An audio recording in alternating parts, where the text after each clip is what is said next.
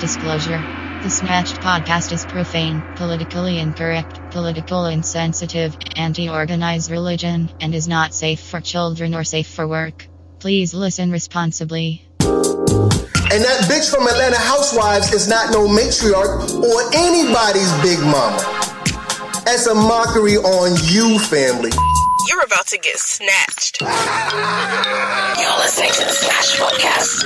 You're listening to the Snatched Podcast. Warning, if you listen to this, your feelings will get hurt. We are the Crumb Snatcher. Get snatched.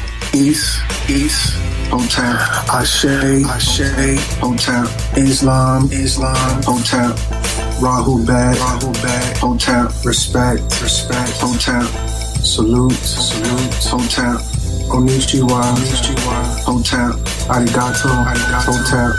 Wherever the greeting is in your respective language, Hotel, I am your brother Crumb, Hotel. Peace, family. Peace. All right, it's taken me forever and a day, but I'm so excited.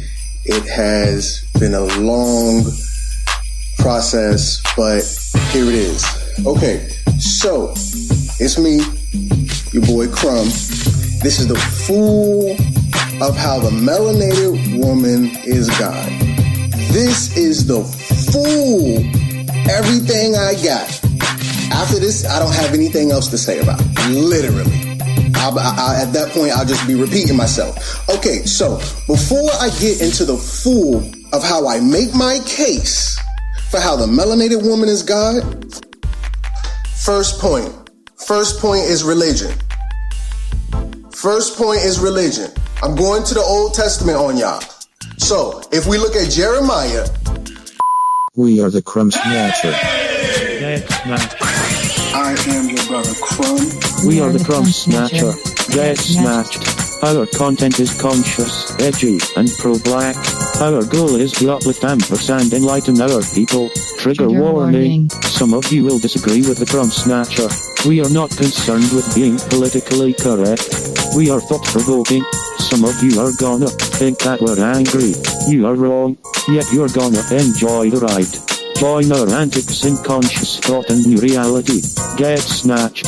The views expressed on this podcast are not the views of Positive Vibes Inc., its staff, sponsors, or owners. First point is religion. I'm going to the Old Testament on y'all. So, if we look at Jeremiah, the first chapter, the 5th verse, it says, "Before I formed you in the womb, I knew you." Jeremiah 1:5 says, "Before I formed you in the womb." Are you following me? Before I formed you in the womb. This ain't no, you come from his rib.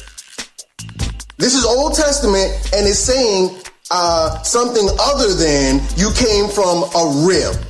Okay? The melanated woman is God. She has a womb. This is a feminine aspect, a feminine principle. Before I formed you in the womb, ain't no man or male principle or male aspect has anything to do with fertility and having a forming something in the womb. I'm sorry, not even for fertility, reproduction. This is basically as clear as it gets, but of course I got a long way to go. So here we go. In the beginning, there was the melanated woman, and she gave birth to humanity. In the beginning, there was the melanated woman, and she gave birth to humanity. That's basically my whole point. In a nutshell, at the end of the day, this is what it is. But of course, I'm going to explain this point in great detail. So now, when I say in the beginning there was the melanated woman, there was the melanated woman alone, family. Won't no men at this time. Won't no men. In the beginning, there were no men. In the beginning, there was the melanated woman, and she gave birth to humanity. From her, you came. Not from him, you came. Your bloodline is not of a man. It's of a woman. Your DNA is not of a man, it's of a woman. You don't come from a man, you come from a woman. So, this time period where there were no men, this was called the Golden Age. Now, I know y'all niggas been raised in slavery elementary, slavery middle, slavery high school, and you went to slavery college. So y'all read this way going that way. But over here, we're going to go from this way, that way. So right here, this is a calendar. This is a calendar, family, because we're dealing with time. But this is a calendar. This is the zodiac calendar. And this blue line is a sine wave. So this is the zodiac calendar in a way that you quite haven't seen it. But keep in mind, when you're looking at time, time is always circular. Time is not linear. The European's going to give you a timeline. No. Time. When you look at a clock is not linear. A clock is in a circle. Anybody got a clock? I'm not talking about no Apple Watch. A real clock. They're circular, family. If you've never seen a clock before, hopefully I taught you something. So now, let's see what the Greeks say about this golden age. In Greek legend, there's a theory of an ancient golden age where people lived in peace and prosperity. The first age was an age of innocence and happiness. The first one. This is what the Greeks tell you, because you don't want to go with what your ancestors tell you. So let's see what the Greeks say about it. So there was an age right here. I put this here. I found the quote and I put them together. There was an age of innocence and happiness. This was the first age. So this is a timeline. That's the first. Going back to the first, oh yeah, because time operates in cycles. So here we go. The first age was an age of innocence and happiness. Truth and right prevailed, though not enforced by law. Hold that right there. Truth and right prevailed, though not enforced by law. I want you to hold that part. Nor was there any magistrate to threaten or punish. Now, why is this important? Because I told you already that if you go into the language of the indigenous ancestors, there were no words for prison. There was no word for jail because these institutions didn't exist. There was no need for these things. This is what you call a golden age. Just like I told you in the video, Don't Beat Your Kids, there are no words for institutions like orphanage or old folks home, because during the golden age, these ideas just didn't exist. The forest had not yet been robbed of its trees to furnish timbers for vessels, nor had men built fortifications around their towns. There were no such thing as swords, spears, or helmets. Earth brought forth all things necessary without man's labor in plowing or sowing. Now, this part is very important. Perpetual spring reigned. Spring, family. I need you to hold that too. So now we start here in the calendar. Golden age is between Virgo and Leo. So it's marked by the Sphinx, the head of a woman, the body of a lion, the Virgo and the Leo. And then we go from the gold to the silver. What you know about silver and gold? That's right, sun and moon. So now, you know, even though the moon isn't as influential as the sun, silver and gold are considered top. You know, silver's not as good as gold, but it's very close. So after silver, we go down. Where do we go down to? Bronze. Bronze is, you know, look at this red line. What calendar is this you're looking at? This calendar is a precession of the equinox. Precession of the equinox is 24,000 years. Just like there's 24 hours in a day, there's 24,000 years in a precession of the equinox. So within this precession of the equinox, we go through this zodiac calendar. And when we're on the bottom of the calendar, that's the Bronze Age and what they call the Dark Age, but really that's the Iron Age. That's the Iron Age, family. But they call that the Dark Age because when these people started dealing with iron, that's when things started really changing. It got really dark. But keep in mind, it's darkest right before dawn. So, you know, when we get from that Dark Age, we go to the Golden Age again. After 1 o'clock comes 2 o'clock. After 6 o'clock comes 7 o'clock. After 11 o'clock comes 12 o'clock. After 12 is not 13. That's military time. After 12, it goes back to 1 again. After golden, it goes back to golden again. So now they said during the golden age, perpetual spring reigned. So now, why is this important? Because you'd be like, well, this whole thing with the golden age, that wasn't necessarily connected to women. It wasn't necessarily connected to women, Crumb. You got to really, connect the dots for me. So here we go. Golden Age Part 2. In Aztec and Mayan, okay, so we just talked about the Greeks. Now we're going to go to the Aztec and Mayans. Why? Because you don't want to listen to what your ancestors say. That's why we in this predicament now. Because you've strayed after the European gods. I'm sorry, the Tamahu gods. In Aztec and Mayan writings, there is a myth of a very ancient golden age ruled by a compassionate mother goddess. Now we're ruling with compassion. We're not dealing with a magistrate who has to threaten, force, punish, using threat, coercion, or duress.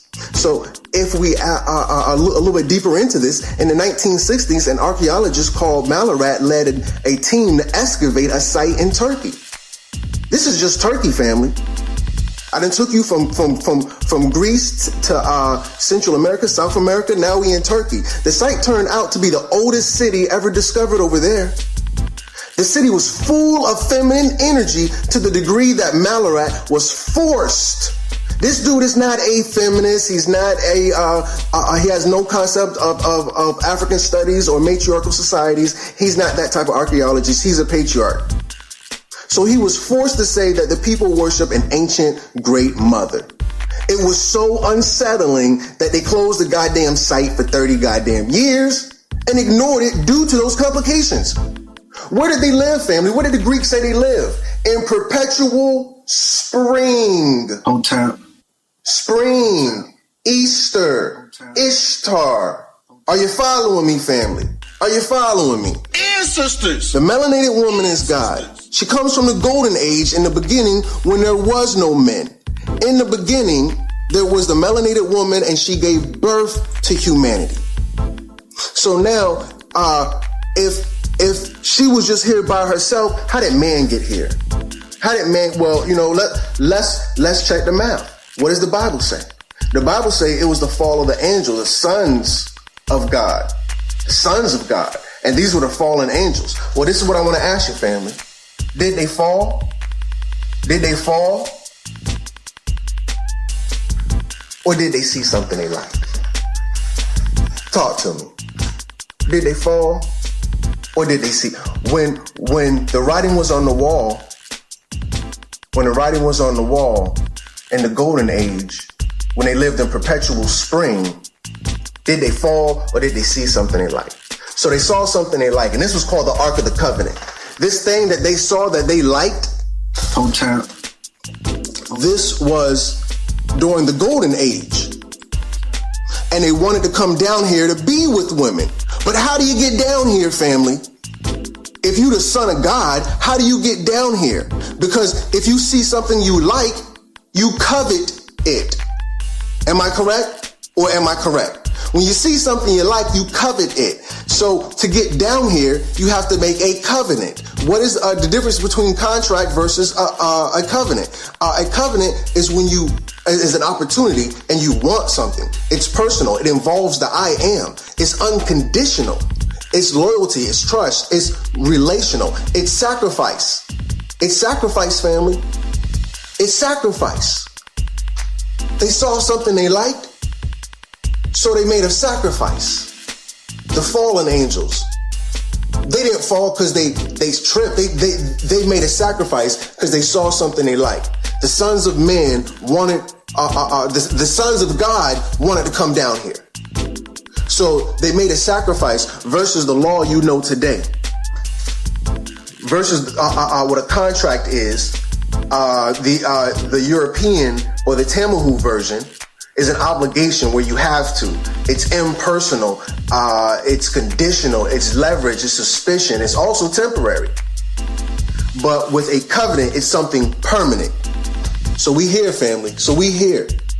Why is this important? Because the Ark of the Covenant was a covenant or agreement or what you call a contract for all life to come through the womb. So when these spirits, these fallen angels, when they want to come down and make a sacrifice to be with the melanated woman, they come through the womb. I'm sorry, wrong button. I don't even know what that button does. Ooh, I see what it does now. Okay. When they make that agreement for you to come through the womb to be with women on the earth plane. This is called the Ark of the Covenant. I told y'all, I already made a whole video about the Ark of the Covenant. So I don't even know why, if this is new to y'all, go watch my video called Ark of the Covenant. It was a contract made between Ma'at, which is really the sisterhood, because it was nothing but women at the time, to bring the souls of men to earth, to the earth plane. This is a contract, or what we call a covenant, because they coveted women. So they made a sacrifice or a fall. When God himself is so attracted to the golden age, he will give up everything he loves to be with a woman. Does that sound familiar, family? Does that sound familiar to anybody, or is that like, nah, I don't get that? Have you been in a position where you love the woman so much you sacrifice every goddamn thing?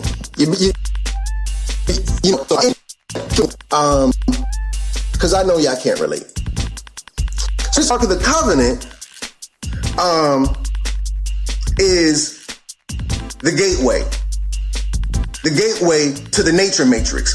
The Matrix was a movie written by a queen named Sophia Stewart. Sophia Stewart was a melanated queen who wrote the book, the script called Matrix. There were two brothers who stole her script. And they actually, both the brothers had sex changes and everything, and I think they both dead, if not one is dead. I know one is dead, but maybe both of them are dead. They lived a short, rough life, but they stole the queen's script, made a movie called The Matrix. If you really look at the movie, family, do you realize that the movie, The Matrix, even the book, the script, The Matrix is a woman, family. The Matrix is a woman. Matrix means breeding mother.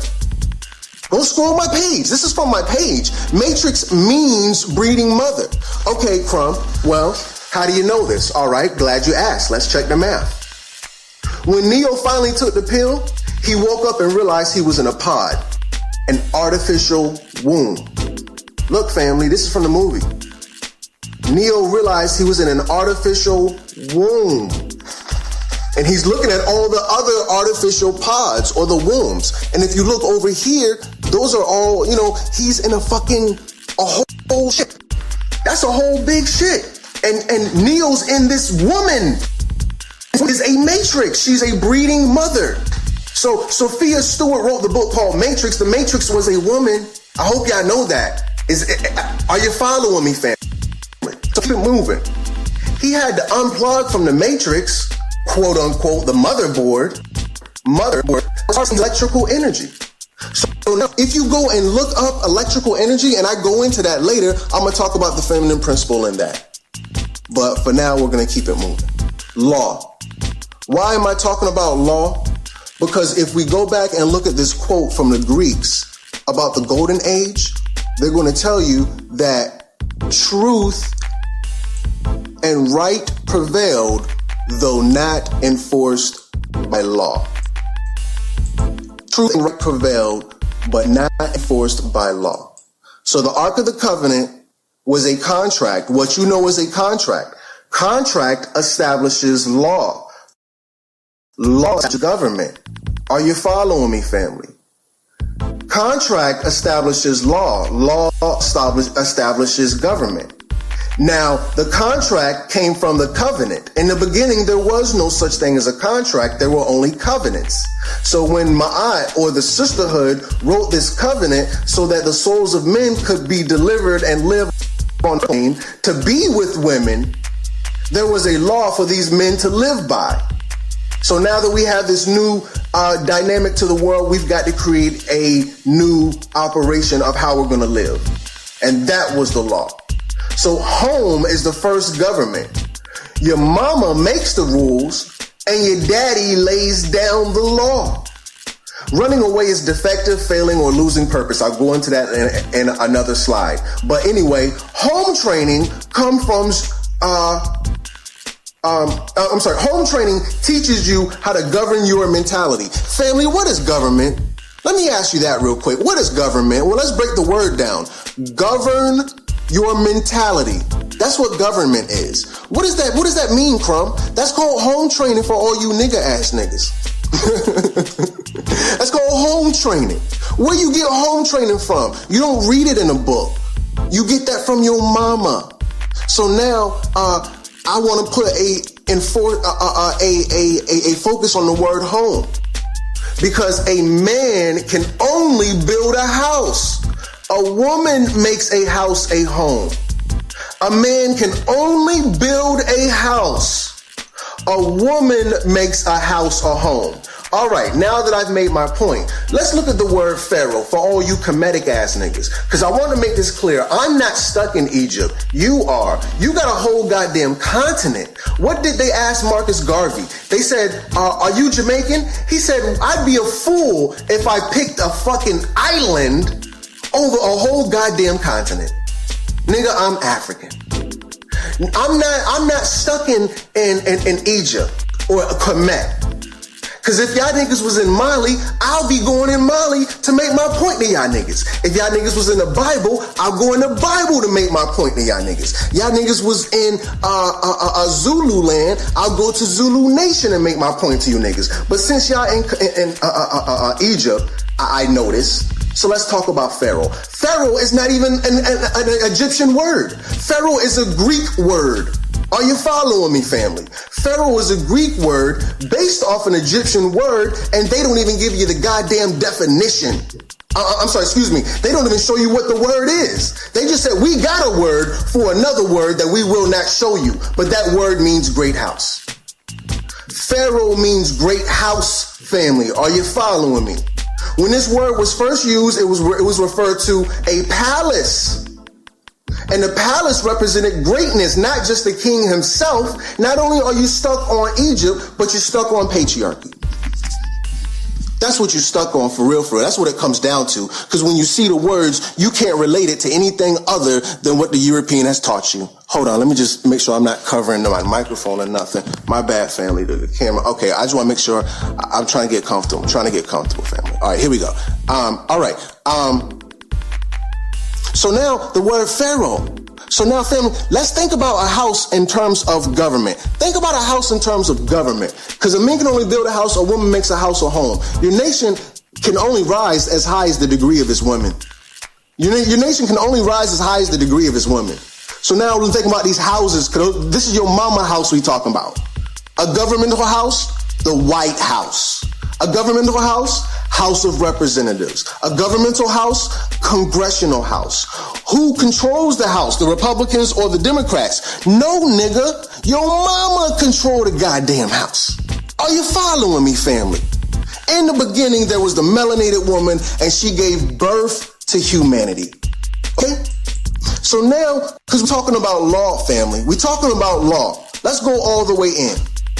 So now you look at the word testify. Testify is Latin. All right, Crumb, you done went into Greek. You done went into Mayan. You done went into Aztec. Now you're going into Latin. Yep, that's right. Why is this important? Because you don't want to listen to what the ancestors say. If I came and talked to you about voodoo, I don't want to hear that, Crumb. If I came and talked to you about the Orisha, I don't want to hear that. Oh, I know Latin. Yeah, let's talk about Latin. Because I'm a Tamahu within my alter ego. I'm not African. I don't connect with my ancestors. Fuck my spirit. I'm all about my physical, the here and the now, Gucci Man and Prada, Dolce & Gabbana. Testify is Latin for the word testicle. Only men can testify. Why is this important, family? Why is this important that only a man can testify? Because only a woman can judge. Are you following me, family? Only a woman can judge. Only a woman can judge. I'm telling you that today. However, I told you this on July 11th, 2017. We damn near into 2018. I told you this in July. I said only a sophisticated elder woman can make law, and only she can judge. This role is personified through the goddess Ma'at, who judges you upon death. She is the matron god. Notice I didn't put goddess. Ain't no gender. She is the matron god embodied through your local matriarch, i.e., who's my local matriarch? Yo, big mama, nigga. A woman makes a house a home, not to be confused with a maiden, señorita, not to be confused with a wife or a regular woman. This is a sophisticated woman of status. Not no Atlanta housewives. Why is there Atlanta housewives? Because it's a mockery on your mama house. Atlanta housewives is not how your mama house operate. And that bitch from Atlanta Housewives is not no matriarch or anybody's big mama. That's a mockery on you, family. Only men can be judged by a matriarch. Upon his judgment, he must testify in truth. So now let's go to the Bible. Genesis 24. Chapter 24, verse 2. And Abraham said, I'm sorry, I'm gonna give y'all time to get there. When you get there, church, say amen. Amen. All right. And Abraham said unto him, his eldest servant. Now, let's break this down. His eldest servant of his house. That means his chief executor, family. When you die, you get, let's say you have a will. All the stuff in your possession is called your estate. The person who takes over your estate and gives it, and you know, let's say you got money you want to give to the grandkids. The person who executes the will is called the executor. And Abraham said unto his executor of his house family, that ruled over all that he had. And he said, quote unquote, what Abraham said, put, I pray thee, thy hand under my thigh. And Crumb Snatcher had to fill it in. The Bible said, don't add to my word, I'm adding to the word. Fuck Jesus. Fuck God. Because the white man is not no goddamn God. So I'm adding to the word, fuck you. Go to Genesis 24, chapter 2, and the part that I put in brackets, add that shit to your Bible, Christians. And Abraham said unto thee, put, I pray thee, thy hand under my thigh and grab my nuts. And then in verse 3, when you're there, church, say amen. And I will make thee swear or testify. Okay, family? But you know what, Crumb? That's not good enough. I need some more. Crumb. All right, so, well, let's see what Google say about it. You don't want to listen to the ancestors. You want to listen to the Greeks, the Mayans, the Aztecs, the Romans. Well, let's listen to what Google has to say. Testify, Latin definition. Testify comes from the Latin word for testicle. In ancient Rome, two men making an oath of allegiance. Look at these two men. Look at them. Look at that. Look at the Tamahu family. Are you following me? Are you following me, family? In ancient Rome, two men making an oath of allegiance held each other's testicles. And men held their own testicles as a sign of truthfulness while bearing witness in a public forum. The Romans found a word to describe this practice, but didn't invent the practice itself. Okay. All right, family. All right. Why is this important? Because we talking about, hold on, I'm sorry. All right, so why did I make this point of testify? Because only a man can testify, because only a woman can judge.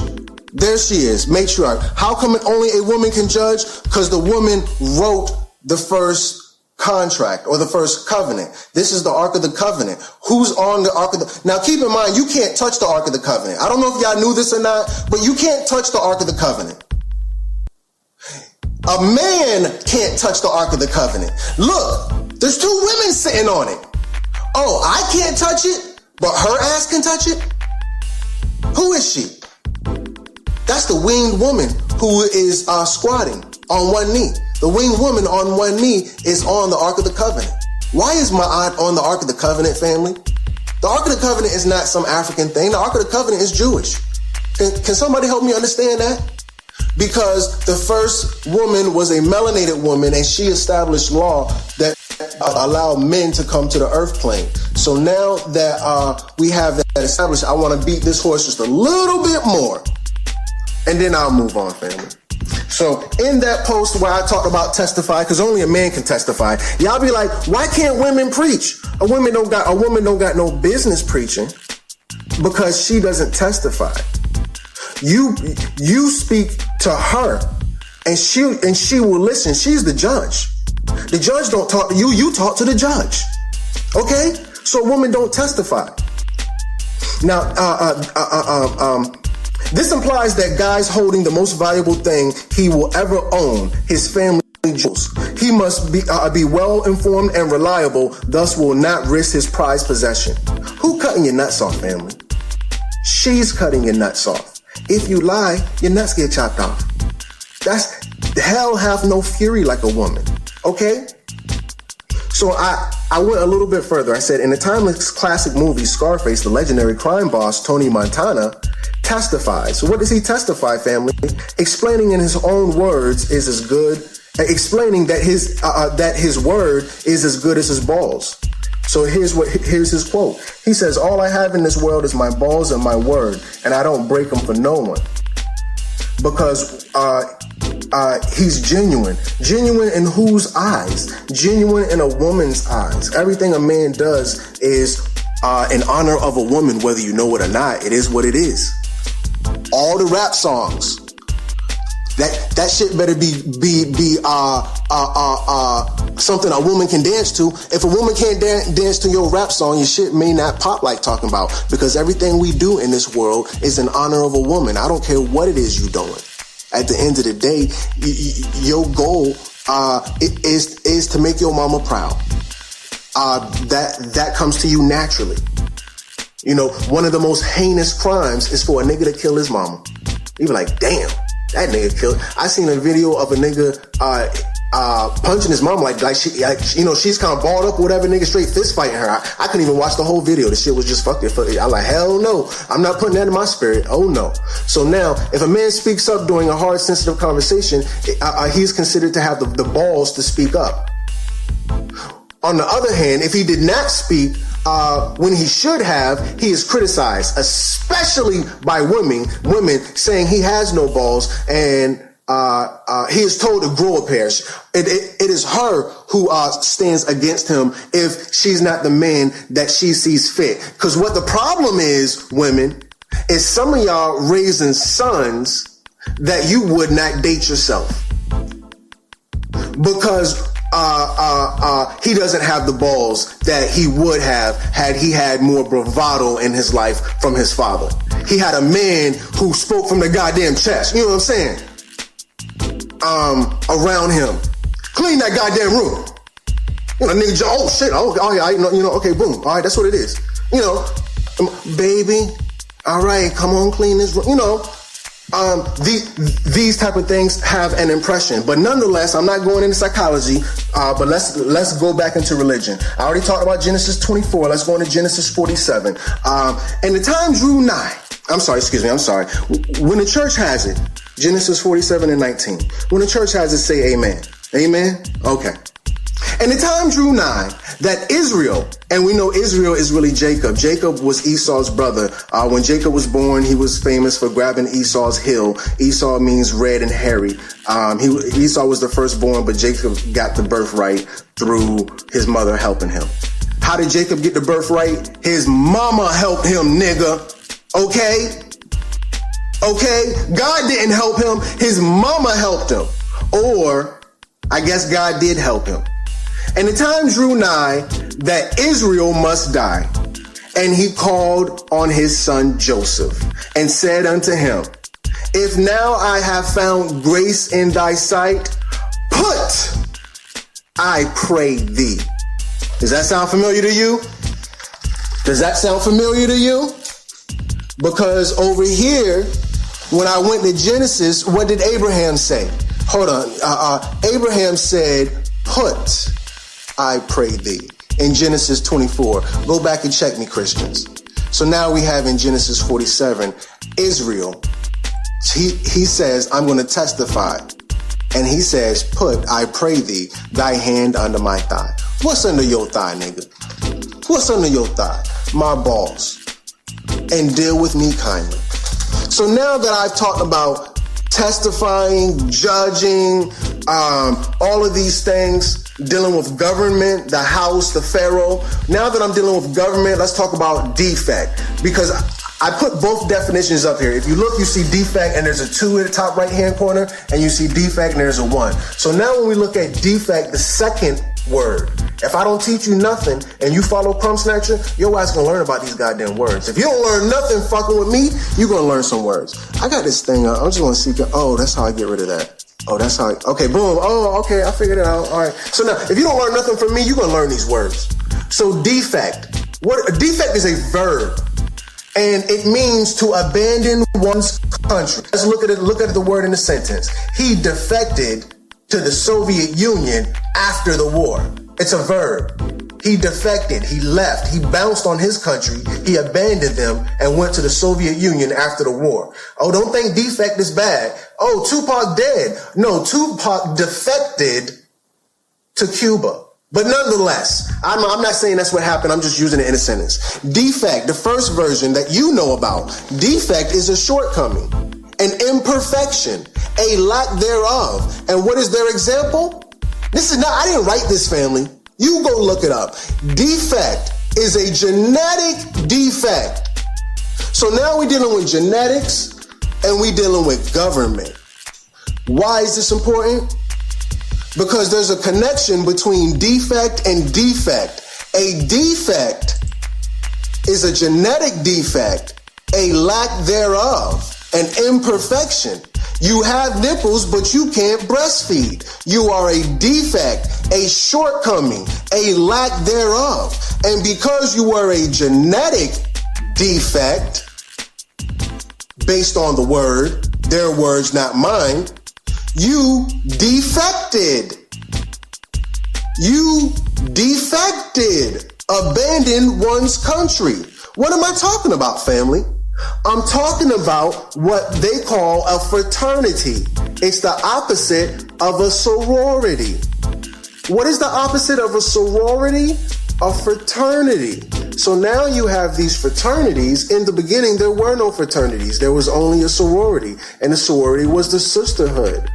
They weren't called the deltas. They weren't called the pink and green. They weren't called whatever you Greek minded ass niggas think it was. It was called the sisterhood. And I know that all these women, unless you were Greek, Alpha Kappa Alpha, you don't want to fuck with the sisterhood. But they, the Tamahu, they were a secret fraternity of patriarch brotherhood who conspired to tear down the matriarchs and the sisterhood. And they put out ideas like it's a man's world. A man is head of household. And then they perpetuated ideas through politics and religion with ideas like she can't be pope and she can't be president. And then they put more religious context to it and said Father, Son, and Holy Ghost. You know, destroying the original Trinity of the Father, Mother, and Child. This was the works of the fraternity or the brotherhood or the patriarchy. Now, let's look at our people, because we have, I'm not saying brotherhoods are evil, family. I'm not saying brotherhoods are evil, because we have had our own brotherhoods. So let's check the map. So now in India in the 1800s, because you have to give a time and a place. You have to give a time and a place. Go back and look at the stories that you loved as a kid. Once upon a time in a land far, far away. You get a time and a place. What's the time? 1800s. What's the place? India. So now we have the origin of a thug. What do they call you, family? Oh, he a thug. Oh, he a thug. He a thug. Y'all love to call a nigga a thug. What did Barack Obama call our brothers out there who stood up for Freddie Gray in Baltimore? Oh, those thugs are rioting. Barack Obama called your ass a thug when y'all stood up for Freddie Gray out there in Baltimore. If you stand up for your people, you a thug. So they called our brother. Where does thug come from? A thug were history's most notorious criminal cult. Cult is short for the word culture, family. What is a cult? A cult is a type of culture. Hip-hop is a cult. It's just a culture, family. Thugs were Hindu and Muslim Indians who worshiped Kali, a goddess of strife and destruction. Well, you know, Crumb Snatcher going to do his research. So now I already looked it up when they said a cult. Oh, y'all talking shit. It's not a cult, it's a culture. And then they said that's the goddess of destruction. Well, let's look up Kali. Kali was a Hindu goddess. That is a true statement. But she was the destroyer of evil. She was the destroyer of evil, family. So when you look at this shit in the beginning, at first eye's view, oh, she was the goddess of destruction. She was horrible. Oh, what did she destroy? Evil. Okay, moving forward. Thugs preyed on travelers, gained their confidence prior to strangling them. Estimated deaths by thugs were as high as 40,000 per year. What that sound like, family? What that sound like? That sound like CNN News at night. Black on black crime. The black man has killed so many people per year, and black people, they just killing. So I'm reading this shit. I'm like, goddamn, who wrote this? CNN? You know, they did a little, buy-up, history expose, which was dope. But at the same time, this is a fucking slander campaign. So I looked up what they were doing. So now, thugs, I just skipped down a little bit. Actually, let's keep going. She is believed to be the destroyer of evil. Her name comes from Kala, Sanskrit for dark, black, female. Her 8 arms hold weapons and or severed heads of demons, and the demons resemble the Tamahu people. Thugs were large, well-organized family cultures. What does cult stand for, family? Cult stand for culture. They were well-organized family cultures, or what the Tamahu would call a gang. A gang of what? Robbers and assassins. Who targeted who? The wealthy. Oh, Robin Hood. Steal from the rich and give to the poor. And the membership was passed from father to son. Oh, thugs. The thugs were a brotherhood of melanated men. So now you have these defects, and they're based off genetics and government. But when and they form these brotherhoods, these fraternities. Now, what is their fraternity based on? Their fraternity is based on stealing. From who? The 1%. Whoever wrote this, they want you to sympathize with the 1%. And then at the end of this little history expose on the origins of thugs, after perhaps millions of deaths, here he go, family, over-exaggerating again. That's called hyperbole for all my English majors. So perhaps millions of deaths, after millions of deaths, and they say perhaps because they don't know, they just making shit up. British colonial forces, the British family. Who are the British? The British were really the Romans. Who were the Greeks? The Greeks moved to Rome, who moved to Great Britain. This was the same 13 families who protected their power struggle, finally went into India, and they did what to the melanated man? They put his ass in chains. That look familiar to you, family? That look familiar to you? They estimated that the thugs, after this, they finally eliminated the thugs in the mid-1800s. So, Big Brother won. The power structure overtook. But the point is, this brotherhood, they were based off the god Kali. This brotherhood of melanated men was based off the god Kali. Look at her. Her 8 arms. Well, this one she don't got 8, but she got 8 limbs. 2, 4, 6. Actually, only got 6. But anyway, she has weapons, skulls, and the skulls are pale. Actually, I don't think those are skulls because you see the noses in them. Those are Tamahus.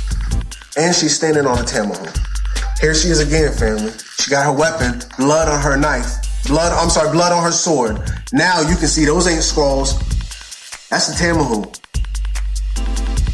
And she's standing on the Tamahu as well. Here she is again, blood on her knife. Third eye popping, third eye popping, third eye popping. Tamahu. And she's standing on the Tamahu. There she is. This is what a thug is based off, family. You worship the melanated woman, you a thug. You got to be a part of the brotherhood. You got to go. You know, your initiation into the brotherhood. What's the initiation into the brotherhood, family? What you got to do, family? You got to ride the goat. You got to ride the goat, family. You got to bend over and take it up the butt, family, because the patriarch, they're homosexual. And they're not necessarily homosexual, and it means that they're gay, because a lot of them are married. Most of them are married, probably, but they have to do these homosexual initiations to make sure that you know that they are over you. That the man is in charge. This is a man's house. He is head of household. She cannot be pope or president. It is the Father, the Son, and the Holy Ghost. Son, you must bend over and submit. So now, the original law, based off the sisterhood, was that all life comes through the womb man, or the Vesica Pisces. That Jesus bullshit they tried to tell you, or the Jesus fish, no, that's the Vesica Pisces. That's the womb, family. That's where all life comes from. Do you see the Ark of the Covenant? Do you see the Ark, family? There's the Ark right there. That's the Ark. That's the doorway. That's the portal. The pointed oval, or the Vesica Pisces, the Jesus fish, they try to put a male spin on it, but this ain't nothing but the womb, is a worldwide symbol for the Great Mother Goddess. It represented the external genitalia of a female. Now we back to the Great Mother Goddess, family. Now we back to the Great Mother Goddess. Crumb, I just tuned in. What you talking about? Well, I'm talking about what they called a golden age. In the beginning, there was the melanated woman, and she gave birth to humanity. She was the Great Mother Goddess. She lived when there was nothing but women during the golden age, based off the zodiac calendar. She represented perpetual spring and fertility. And the Mayans put her with a rabbit. And you connect this with Easter, Ishtar, Isis, the Great Mother Goddess. This is during the time of the golden age of the Great Fall, when the gods, the sons of God, saw something during the golden age that they liked because it represented fertility. So now, fast forward, we have this Great Mother Goddess that they're trying to put Jesus on. That's not the Jesus fish. That's the Great Mother Goddess. So when your grandma have a dream about fish, she don't need to call Dionne Warwick and her psychic friends or the psychic hotline to find out what her dream meant. She already know. It has to do with fertility. Ishtar, Easter, Isis, the melanated woman.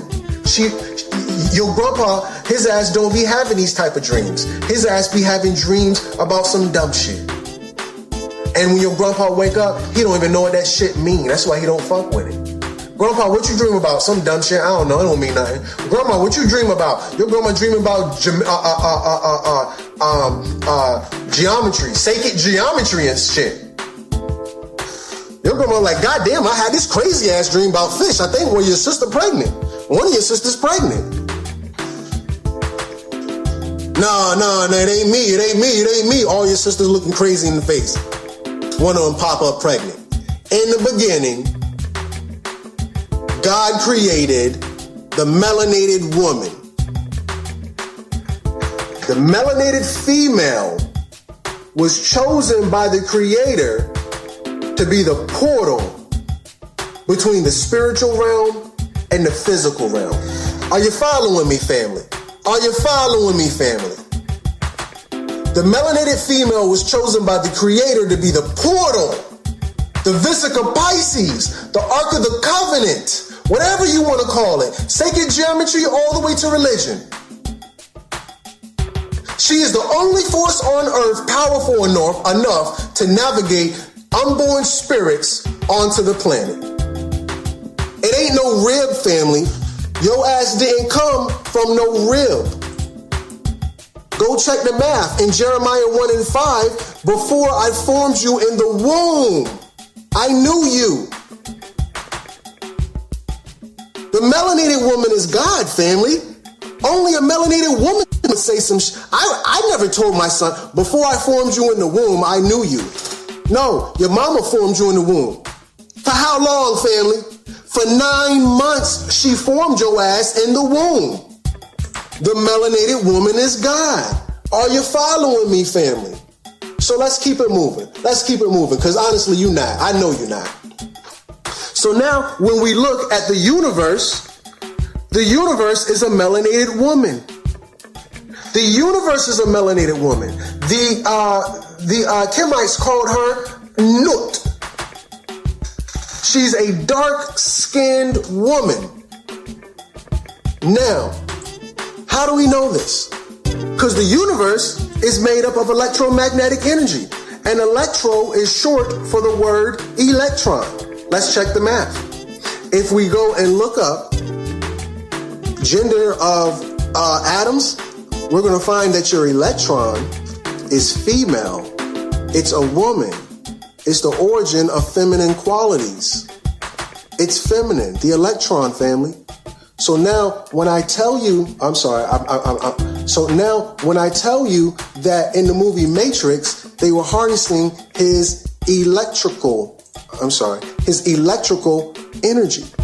They were harvesting his electrons. They were harvesting his feminine energy.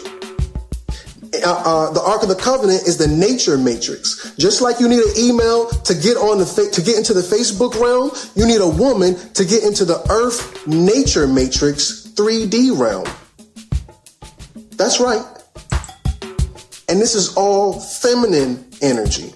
Not only is the universe feminine, the earth is feminine. I know your ass been living under a rock, but this ain't called Father Earth. If you don't learn nothing else in here, you're going to learn that it's called Mother Earth. Duh. Now, Mother Earth is a melanated, fertile female. How do we know she's fertile? Because stuff is growing all around her. Life is coming out of her. Life exudes out of her. When a woman is pregnant, they say that she is glowing. She is glowing. Life exudes out of her. The earth is a melanated female, and she is glowing, and life exudes out of her. Let's check the math. So I went to Live Science, and it says a team of scientists has measured the melting point of iron. What is the core of the Earth, family? Because these pictures didn't come with this article. I put it all together. What is the core of the Earth? The core of the Earth is iron. When you have anemia, you have low iron. What is, go watch my video called Anemia, Fuck Your Doctor. Anemia is iron deficiency. All disease starts as iron deficiency. When you get a cold, you start to get cold. That's why they call it a cold. Because your blood count is low. Why is your blood count low? Because you don't have enough iron. No, that ain't true. That ain't true, Crumb. Listen, nigga, with your nigga ass. What is blood made of? Blood is made of hemoglobin. Okay, what is hemoglobin made of? I don't know. Hemoglobin is made of iron, okay? Follow me. The Earth's core is iron. As it is above, it is below. A team of scientists has measured the melting point of iron at high precision in a laboratory and then drew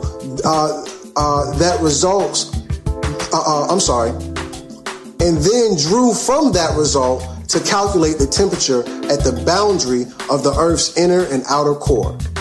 Now estimated at 6,000 degrees centigrade. That is as hot as the surface of the sun. The core of the Earth is the same temperature as the surface of the sun. The Earth is pregnant with the sun's child. Why do they call your son a son? When a woman is pregnant, she calls her son a son. Why don't she call him a pickaninny? She calls him a son.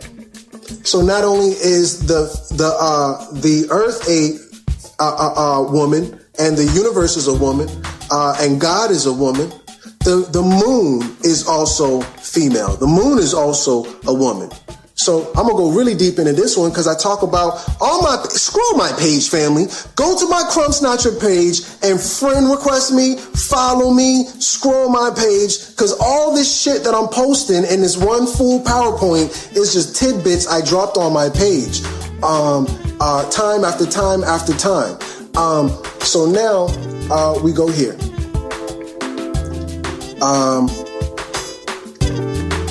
How do I know that the moon is feminine? How do I know that the moon has something to do with women? Okay, let's check the math. A woman's cycle is based off the moon cycle. There are 13 moon cycles.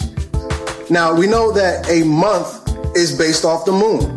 A day is based off the sun, right? The sun comes up, that's the beginning of the day. The sun go down, that's the end of the day. The days are based off the sun. The months are based off the moon. Okay, check. So now we got 365 days, sun days, and divided by 13 moon cycles. How many days that give you, family? What is 365 divided by 13? It's 28 days. Now, a woman's menstruation cycle, if you go look this up, the woman's menstruation cycle is 28 days. Are you following me, family? Is anybody in Facebook land following me? I'm saying that a woman has a biological clock that can be used to tell lunar time or moon time or months. The months are also based on moon cycles, so there should be 13 months, not 12. We know that there is solar time or sun time, and we know that there is lunar time or moon time. Now, what we need to understand is that lunar time coincides with the woman's specific 28-day biological clock. A woman's womb is called a biological clock, okay? Let's check the math. So now we have how many days in a week? 7. How many weeks in a month? 4. What is 7 times 4? 28. Your month should only be 28 days long, just like a woman's cycle. A little bit deeper, just a little bit deeper. I Googled 13 moon cycles. The 28-day cycle is based on the moon calendar in galactic standard time. I'm gonna get y'all niggas off Earth and I'm gonna take y'all niggas outer space, okay? I'm taking y'all niggas outer space. Cause y'all niggas talking about Virginia, California, New York, Israel. I'm gonna take y'all niggas and I'm putting y'all on galactic standard time, okay, nigga? Not Eastern Standard Time, Pacific Standard Time. Nigga, that's the European. The European tell you to turn your clock 1 hour back, okay? Turn your clock 1 hour forward, okay? No, nigga, I'm not talking about that fake European Tamil shit that you on. I'm talking about, I'm gonna get y'all niggas out of space. I'm gonna take y'all niggas from Earth and I'm taking you out of space. Are you following me, family? So now, we have, on my far left, the irregular Gregorian calendar. This is an irregular 12-month Gregorian calendar. Look at shit, family. Look at this shit. Signs and symbols for the conscious mind. This shit is light blue. It's a masculine energy. All masculine. 3 weeks, 4 weeks, 5 weeks, 6 weeks. What the fuck is this? 5 on top, 3 on top, 1 on top, 2 on top. What the hell, family? 6 on the bottom, 1 day, extra day here, missing a day there. That's the irregular 12-month Gregorian calendar. Now we have here the perfect perpetual 13 moon calendar, baby. That's perfect. Perfect squares, baby. Perfect squares. That's perfect, family. It's perfect. 28 days every single time. That's perfect money. And look at the colors. Signs and symbols for the conscious mind. There's a feminine aspect. There's a neutral aspect. There's a masculine aspect. And there's even a void aspect. You know, pink, yellow, blue, and void of all color. 13 moons. Crumb, I need some more evidence. All right, here we go. Kodak. This is a business, family. What did I put in the top right corner? In the 1920s, businesses used 13-month calendars. Kodak used a 13-month calendar. Are you following me, family? There was a factory from 1928, and this is their calendar. 13 months. Are you following me, family? The moon is based off a feminine principle of the woman who is God. The melanated woman determines time, nigga. Melanated woman determines time. Okay? One more point. I just want to beat this horse a little bit more to death in terms of the melanated woman being God and the moon. Allah, because one of my Christian friends, newsflash, if you Christian, you going to hell. You know why? Because you follow Crumb Snatcher. God gonna hold that. Jesus is gonna hold that shit against you. Why was you on Crumb Snatcher page? You knew Crumb Snatcher said fuck Jesus. Why was you on his page? So one of my Christian friends who going to hell anyway because he follow me, he says, why you always attack Christians? Why don't you attack Muslims? Why don't, you know, all right, so here, family. Number one, I'm not attacking nobody. I'm just putting knowledge out there and let your ass make a hard goddamn decision. Allah is Muhammad's ripoff of Allat, the all-female Trinity, family. What did I say? I said, you know, and this is from May 4th. I said this a long ass time ago. I said, we know the Trinity is supposedly the Father, Son, and Holy Ghost, and is infamously missing the Mother. Well, what you may not know is that the Trinity is really the all-female moon goddess, Allat. Allah is really the female moon goddess, Allat. The ancestors was telling you that the moon is a female, family. Are you following me? Islam, all my Muslim brothers and sisters out there, Islam, okay? Peace. The pre-Islamic. I didn't make that word up, family. What was going on before Islam? Pre-Islam. Matriarchal Islam. Before that Islamic shit came into play, the people, or what you would call Arabs, who lived in Arabia, which was really the land of Sheba, Queen of Sheba. Oh yeah, Queen of Sheba. Where was Sheba? I don't know. Hey, Scooby and Shaggy. Where was Sheba from Queen of Sheba? I don't know, Shaggy. I know you don't know. It was really Arabia, family. So in pre-Islam, or Sheba, the matriarchal queendom, it wasn't a kingdom, it was a queendom. Arabs worship nature. Exactly like Egyptians who influenced their religion. The supreme God was not a god at all, but a goddess. A trinity. Three aspects of this one nature. Allat, Al-Luzi, and Al-Manat. Keep in mind, in Arabic, Al just means the Lat, the Uzza, the Manat, which Manat really resembles Ma'at. I just wanted to point that out really quickly. Muhammad turned them into the daughters of Allah. Because, you know, your ass who practice bullshit Islam, who don't know the language, if I don't teach your ass nothing, I'm going to teach you the goddamn language. That's what I'm going to teach your ass. Because the ones who speak Hebrew, the ones who speak Arabic, they know exactly what I'm talking about. Y'all niggas who still reading English, Crumb, what you talking about? I read my Quran. What did Christians say? Crumb, what you talking about? I read my Bible. Go read your Quran and then look up the words. Just like Christians, go read your Bible and look up the words. Muhammad turned them into the daughters of Allah. But they were really the mothers. They were really the mothers of Allah. Muhammad made up Allah in the 6th century when Islam was created. 6th century? Crumb, what you talking about? Well, what time is it supposedly right now? I just showed y'all the fucked up Gregorian calendar. What time is it supposedly right now? Right now, it's supposedly 2017. What does that mean? That means 2017 years ago, Jesus died on the goddamn cross. 600 years after his bitch ass died on the cross, Muhammad came out a cave talking about Allah.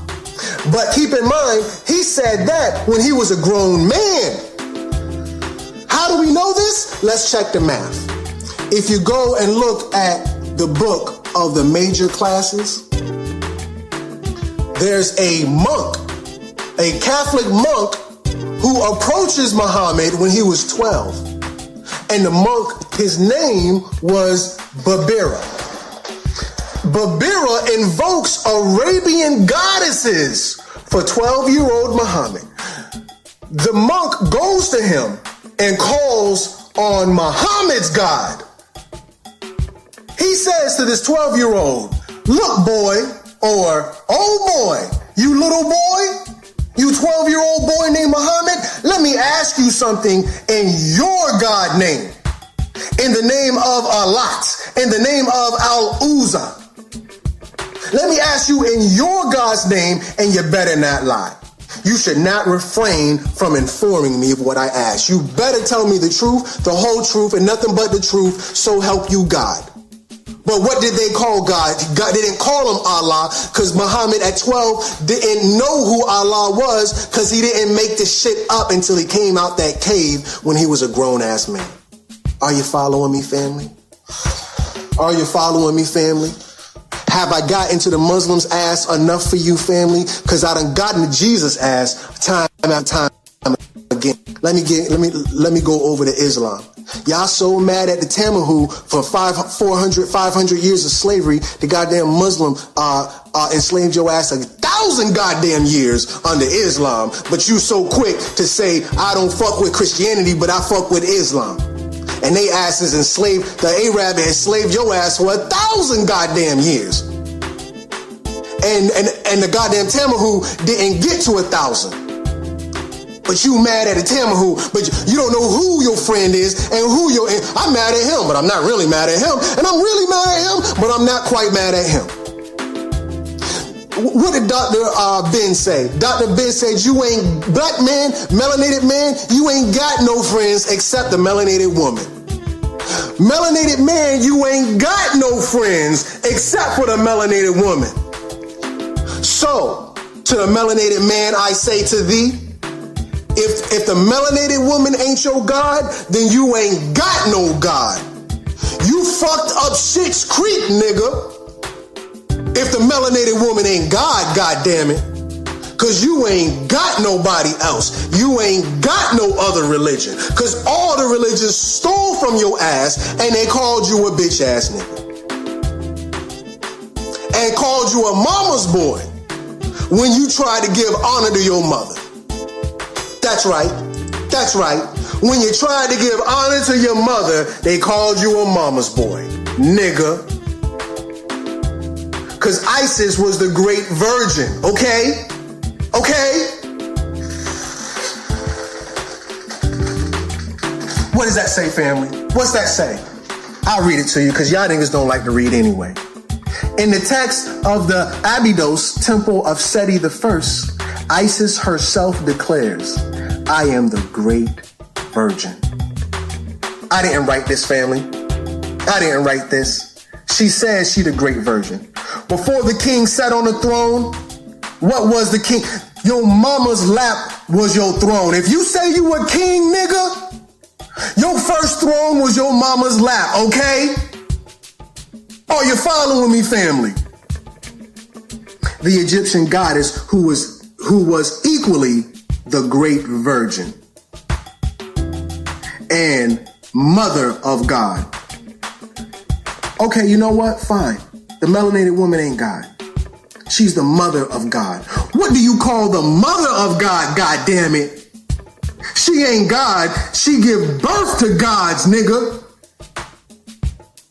No. You don't understand what I'm saying. I don't drive a Lex. I own the company. That's what these niggas telling you. It was in the stars, family. So let's keep it moving. Let's keep it moving. Because I feel like you're following me, but in my heart, I feel like I still don't got you convinced. But that's okay, because I got more for your ass. It was written in the stars. You see this right here? See this right here? It was written in the stars. What stars? The constellations? What constellations? The Virgo. At the beginning of this, if you're just tuning in, I talked about the calendar. In the beginning, there was the melanated woman. When, family? In the beginning. When, family? In the beginning. When is the beginning? The beginning is Virgo. The beginning is Virgo, family. So now we have a time period during the age of the Virgo. The constellation is written in the stars. What stars? The Virgo constellation. Because we know that the Virgo is the Virgin. Now, I did a Facebook post on the Virgo or the Virgin, and I didn't paste it. I just remembered I did it, and I just remembered I wanted to put it up here. My apologies. Scroll my page. Also, follow me on YouTube. I'll go to Crumb Snatcher. But for now, the constellation Bethula. The constellation Bethula. It's not even called the Virgo constellation. It's called Bethula. Because we're dealing with Greek or Hebrew. I'm sorry, Greek and Hebrew. What's the Bible written in? Old Testament Greek, New Testament Hebrew. I'm sorry, excuse me, dyslexia. Old Testament Hebrew, New Testament Greek. Greek etymology of the word virgin. The Greek word for virgin is Parthenos. And Bethula, or Virgo, had the title of Parthenos Dios. What did I tell you Venus was? Venus is a Roman name for this goddess. Venus was really Aphrodite's, because Venus is what they called her in Rome. Aphrodite is what they called her in Greek. Aphrodite's is Aphrodite's, deities, diva, deity, Dios. Bethula, Virgo, had the title of Parthenos Dios. Dios does not mean God.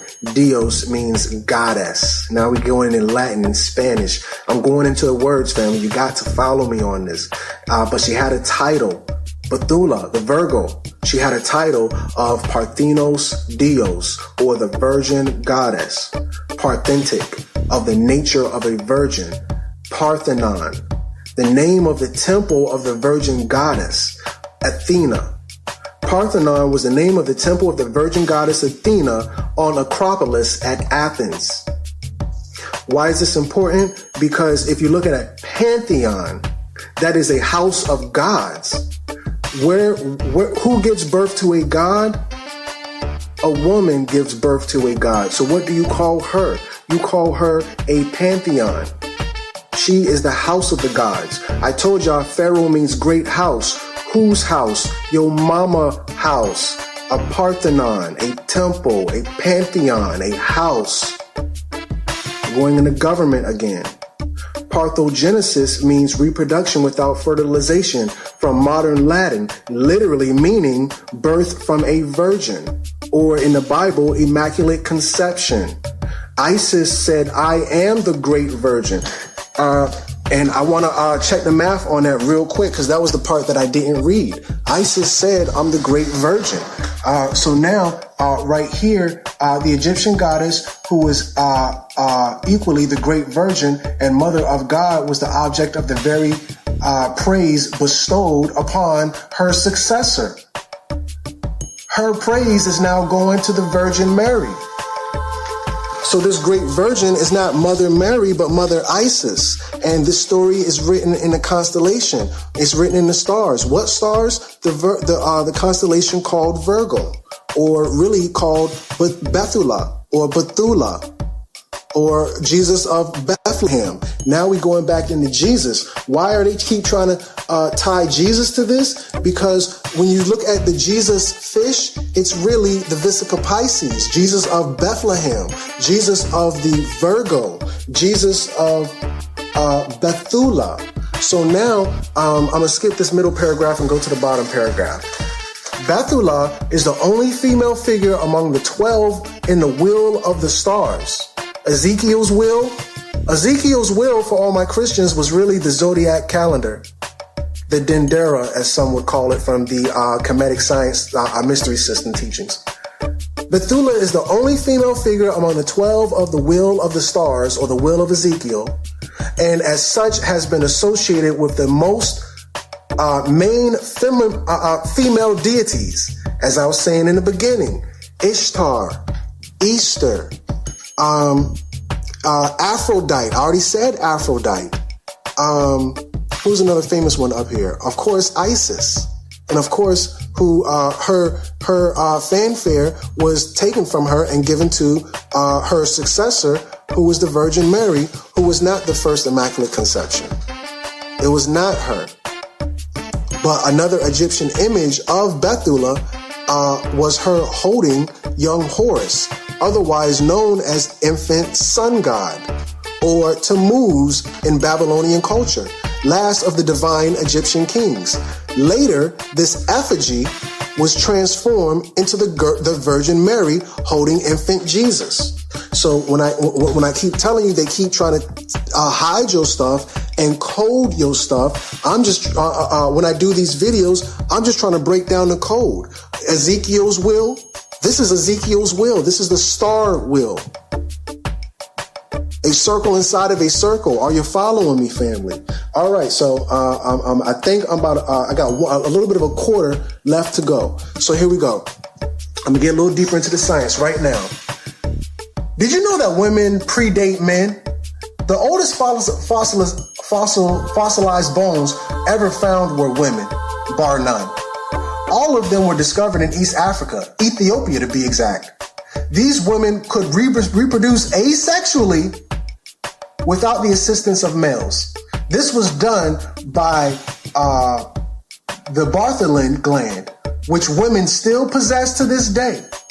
Did you know that women could reproduce semen in their bone marrow? Also, did you know that the X chromosome is five times larger than the Y chromosome? Women created us. Now, the thing about cloning, how are they cloning? They're taking stem cells. I didn't put this in the video, in the PowerPoint presentation, but I will put this in my edited version. So in this version, I'm doing it now, but in my edited version, I'm going to add this. Where do stem cells come from?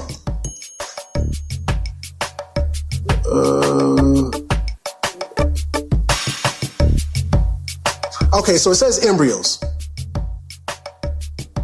True, that's a true statement. They get it from embryos. But now, I just typed this in, family. I didn't do no research on this. I just already knew it. I just typed this shit in to confirm to y'all niggas, because y'all be doubting me every single goddamn day, second, minute, hour, what have you. Adult or somatic stem cells exist throughout the body after embryonic development and are found in different types of tissue. Stem cells have been found in tissues such as the brain, bone marrow. First, the areas they list, the first one is bone. Then they say blood vessels. Then they go back to, that's skeletal muscles. But nonetheless, bone. So when I say bone, I'm gonna add there, and I'll go into a little bit more detail on that as well. So now, these are the characteristics of the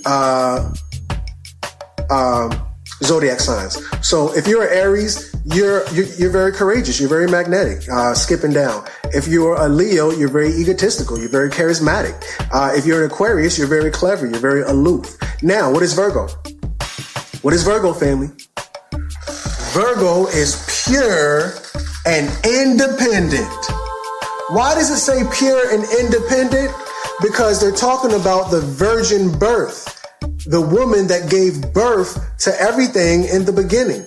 Because your ass don't want to acknowledge it. But guess who acknowledged it? That's the Pope, family.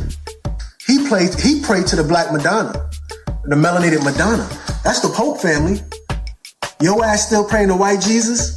Well, the guy who gave you white Jesus, he praying to your God, the melanated woman. Okay? In the beginning, hold on, family. Because I'm going to rewrite the Bible. I'm going to rewrite the Bible. This is how my Genesis story sounds. All right, kids, bedtime story. You ready? Yes, Daddy. All right, here we go. In the beginning, there was the melanated woman, and she gave birth to humanity. The end. Oh, that was an awesome story. You're the greatest. Thank you. I know. All right, I'm just joking. I'm not egotistical. But anyway, yeah. So when I'm telling you these stories, family, it has its origins. It has its origins. So now when we're dealing with origins, because in the beginning there were no men, just women. That's why the melanated woman is God, because she's the template. She is your origin. So now we look at The Coming.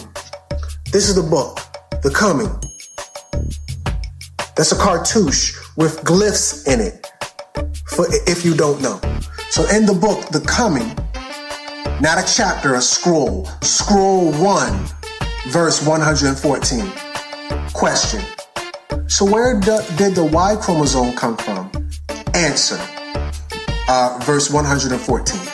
The Y chromosome comes from a female scientist known as Ninty, or Mother Ninty, or Nunette, who experimented with the side of an X chromosome, maiming it by removing 2.8% of the X chromosome.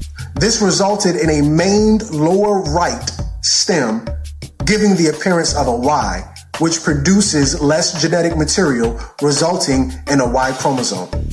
It's called chromosomal manipulation, and it is a well-known experiment today that a lot of people do. This picture wasn't in the book. I added this picture. This is the Queen Ninty, Queen Mother. Figure 54, Mother Ninty, the great scientist.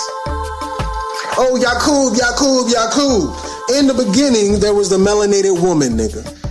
Who gave birth to Yakub? Riddle me that. Moving forward. Here is an X chromosome. X, and here's a Y chromosome. I put this orange line here just to show you where the missing right bottom stem was at that made it look like a Y. So the Y is really an X missing the bottom right leg. Just want to show you that because I know some of y'all people are going to talk shit and say everything under the sun about this presentation. So now, I looked it up, family. Just because it's written in somewhere in one place, I got to find more stuff. But it was hard to find it. So this is what it says. It says, research has investigated the idea extensively. Now, what did I look up? I looked up genetic material. Who has more genetic material? Us or them? And it starts as a sperm. When you want to get down to the simplest aspect of the melanated woman, let's look at sperm. And I'm going to tell you why in a minute, because you be like, oh, sperm, that's a man. Don't follow me, family. Researchers have investigated the idea extensively in a series of studies and have found no difference between the size, shape of the X and the Y sperm. So this sounds like it's going against me, right? I was mad. They said not the head, not the width, not the length, not the no area, not the tail length, not any size, not any shape. So I'm reading this shit. I'm like, damn, they going in against me. Keep reading. And they checked this in both male and female sperm, normal sperm. And unhealthy sperm as well. And found the exact same thing, family. No discernible difference. And then they put at the bottom, so I had to bold that shit. Except for one difference. Aside from the very small 2.8 difference in genetic material, of course. It's like them fucking commercials. Oh, you should use this new medicine. This new medicine, it does this one absolute great thing. It makes you happy. And they go through all these reasons. Oh, you should do it because of this and this and this and this and this and this. And then at the very end, they have that little shit that they got to put in there for credit purposes, but they say it real slow. This shit won't end parentheses. I'm sorry, this shit was in parentheses. I didn't put those parentheses there. This whole shit was a copy paste. I just bolded this shit to show you that they put the real information at the end. This medicine may cause heart attack, suicide, blood in your pee, just all types of shit, but they say it real fast.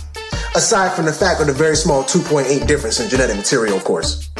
Oh, you motherfucker. You silly ass, stupid ass, lying ass, bitch ass, faggot ass motherfucker, cause y'all do that shit on purpose. This is why you shouldn't send your kids to school, because these academics and the way they present the information is very sly. So now your ass go to school and you think you came from the rib of a man. I'm sorry, you go to church, you think you come from the rib of a man. You go to school and you don't think the melanated woman is God. So now when you look at these chromosomes, that's XX and XY. What did I tell you about curviness, family? Curviness represents feminine. Anything curvy is feminine. A Coke bottle shape is like a woman's curvy, big breasts, wide hips, so on and so forth. But so now, here's the male. The males have no curvature. In addition to that, his Y is hella small. His Y is hella small, family. So now, I took you from here where the Y, when it first got clipped, it was the same size. Now, his shit small as a bitch. It's shrinking, family. It's shrinking. So why is it shrinking? It's degrading, degenerating. When you are born, you are another generation. But when you have a copy machine, after it keeps copying stuff, it's called first generation, second generation, third generation. And anybody who has ever worked in an office setting or ever had to make several copies of one original, you notice that, let's say you lose the original and you have to make a copy of a copy, it degenerates. Yo, evolution. You always talk about how a nigga evolve, but don't want to talk about how niggas devolve. You don't want to talk about how niggas degenerate. You not a regular person from a generation. You a degenerate. You ever heard somebody call somebody a degenerate? Defined as deterioration of live cells following injury. What injury, family? This woman. I'm sorry, wrong one.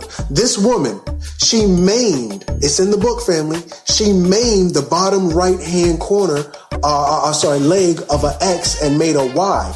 And what is the definition of degeneration? It's maim something is to cut it, to injure it. So injury, with the possibility of being an injured cell, where we're talking about biology, injured cells to reverse the normal when the injury is removed, but this injury cannot be removed. So this is a permanent injury. So the deterioration of the cell is evaluated in terms of, I'm gonna skip that last one. Injury is defined as any harmful stimulus that induces disturbance in the homeostasis process. Homeostasis is just a fancy word for balance. So now that they knocked because can you see the balance within the X? This side balances that side. This side balances that side, but there is no balance here. You top heavy. You don't got no balance here. So now when you injure it, or in this woman's case, she maimed it, the cell starts to shrink. So now you be like, oh, Crumb, you making shit up. Well, if I'm making shit up, go research the shit. Why is the Y chromosome shrinking? God damn it. I gotta cuss because I feel like, they say people who cuss are more honest. I feel like I gotta really bang this shit into y'all head. So when I be asking you this shit, I be really trying to express myself on y'all niggas.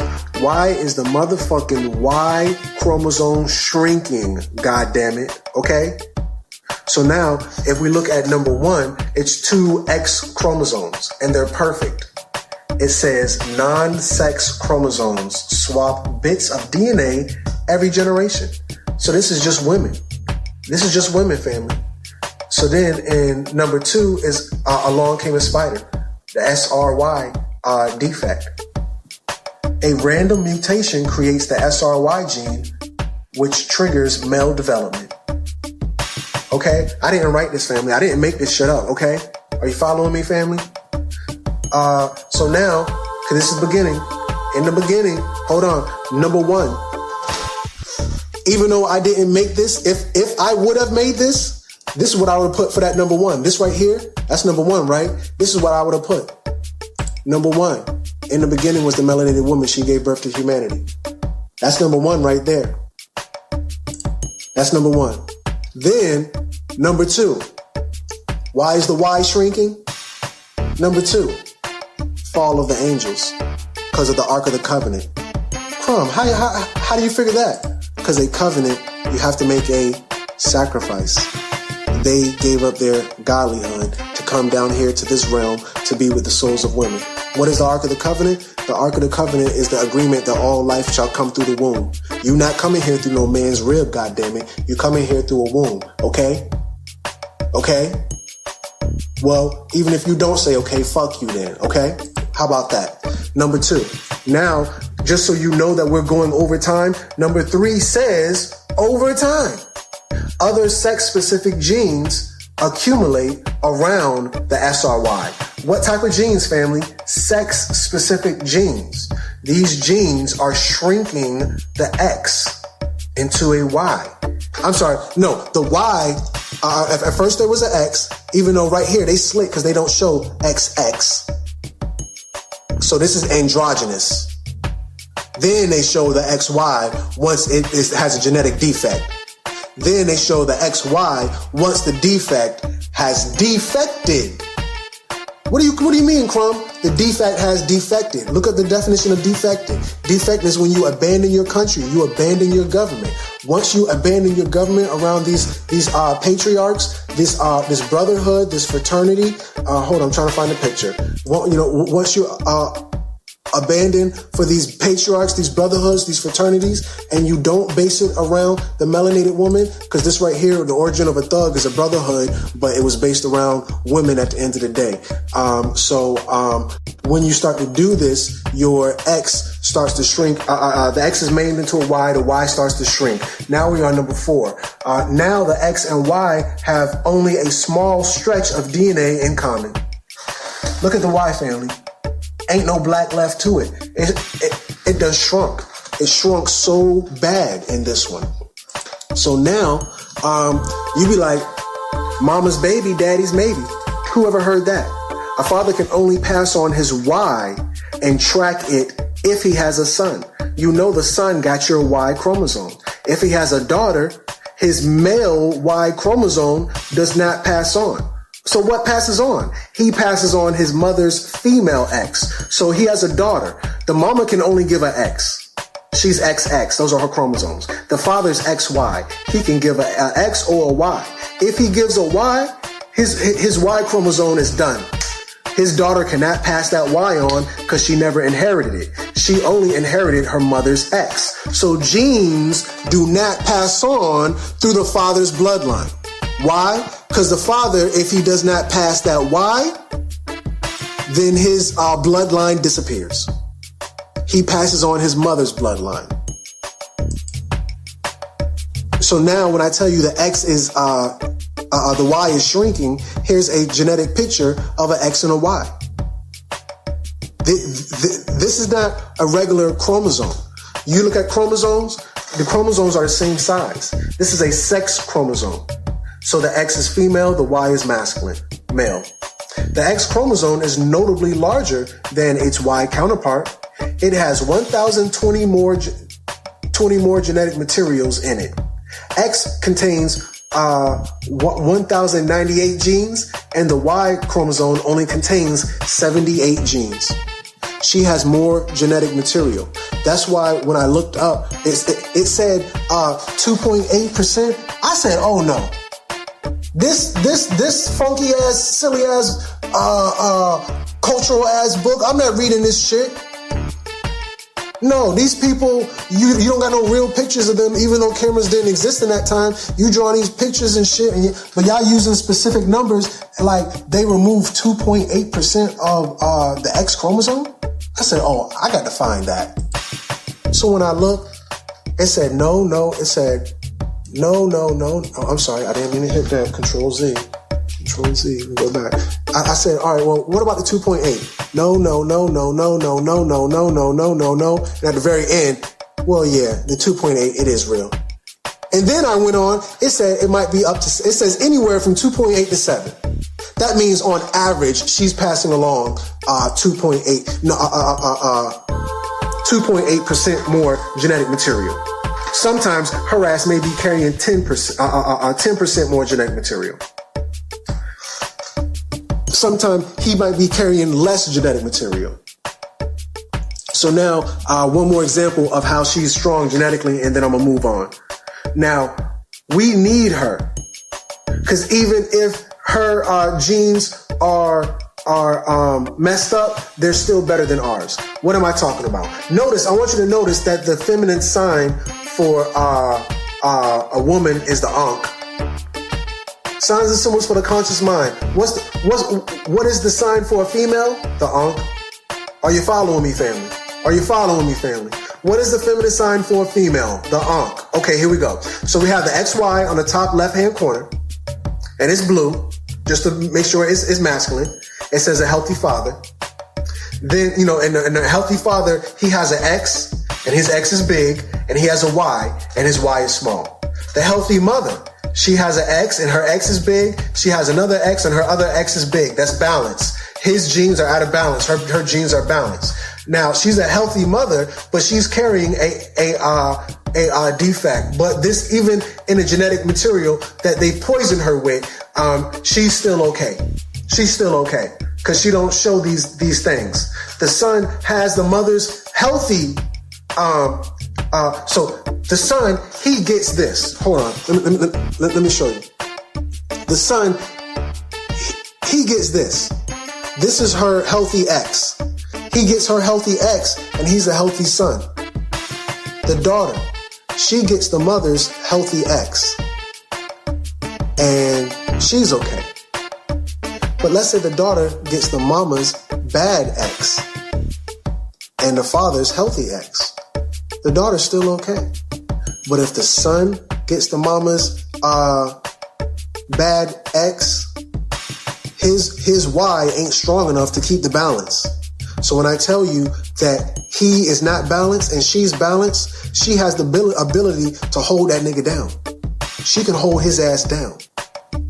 The daddy, his genes can't hold the son down. Her genes are stronger than his genes, and now he's the affected son. Because daddy's weak ass genes over there weren't strong enough to keep him healthy. So now we're talking about genes and how they start to deteriorate. Because after the melanated woman came to Earth, she mained some genes. She mained a chromosome, created the male, and genes started to deteriorate. So now these are what I call rainbow mutations. This is not a real word. You can't go Google rainbow mutations. But if you look it up, you're going to find, hold on. Let me get this off the screen. People are inboxing me. Let me get this off the screen, family. I just want to, oh, that's not, can I refresh this and still not mess up? I'm trying to watch my Facebook page without, okay, I didn't mess it up. All right. So, I got about 50, 60 people watching me right now. I just want to let y'all see that I appreciate your love. You are following me. It's much love. And are you tuning in? So rainbow mutation, what is that, Crumb? Because you made that word up. The OCA2 gene, this is real. It's called an iris. If you look up the word iris means rainbow. Melanated people don't have an iris because brown is not a part of the rainbow. So in the beginning, there were no irises. Now the O2A2 gene, or the iris gene, provides information making the melanin in the melanocytes, the specialized cells that produce melanin. So if the O2A2 gene makes melanin. Now the HERC gene, that is blocking the OCA2 gene. So now O2A2 is sitting out saying, okay, body, okay, so let's say you have a baby. Your baby was just born, just conceived last night. You was getting down and you got pregnant last night. And it's probably funny because somebody up here is probably pregnant too. So now you got pregnant last night. Now all the baby's body's starting to form. When the baby develops its O2A2 gene in the chromosome, because this is a gene. Where are your genes at? Genes in the chromosome. When it has that O2A2 gene in the chromosome, the O2A2 gene tells, because this is information, follow me. Your genes, your chromosomes, that's all information, genetic information. When you are a genius, you are able to pull information from your genes from your young and early age. All your information is in your genes, family. How does a bird learn to fly? This is genetic memory, information in your genes. So now this information is giving instructions. Okay, body, I want you to have brown eyes. Okay, body, I want you to have brown lips. I want you to have brown hair. I want you to have brown skin. I want you to have olive tone, lips or what have you, something like that. But now the H2HERC gene, when the information gets sent out, is blocking it. So when this information gets blocked from a lack of information, you get the rainbow. When you break the information that all colors come out of black, but to get those colors, you got to break black down. To make a couple omelets, you got to crack a few eggs. So when you break the gene, you get the rainbow that comes out of it. So now, fast forward a little bit.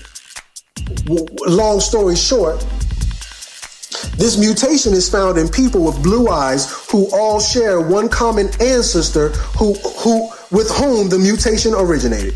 And then I just pulled this meme because I liked it. Did you know all blue-eyed people can be traced back to one person who lived who lived by the Black Sea about 10,000 years ago? That's right, family. Before 10,000 years ago, nobody had blue eyes.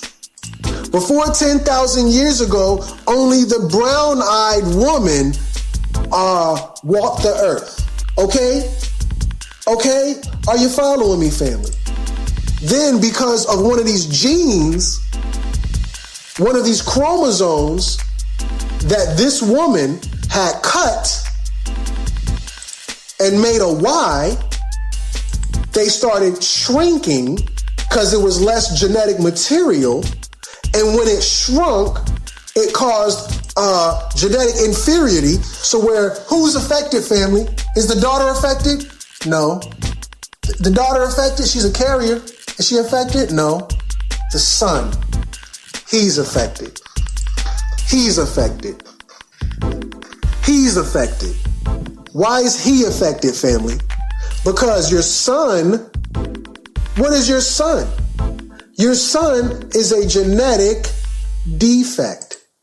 He's a defect, family. He's a defect. What is a defect, family? Something with a shortcoming, lack thereof. You got the parts, but they don't work. They don't work, family. So now, because she, and now don't think she's evil because she did that. She did that so your ass could come here. You were like, oh, I love women. I saw something that I liked and I want to come down and get it. Well, if you come down and get it, you had to make a covenant or a sacrifice. You had to make a sacrifice. What was the sacrifice? The sacrifice is that you were a genetic defect.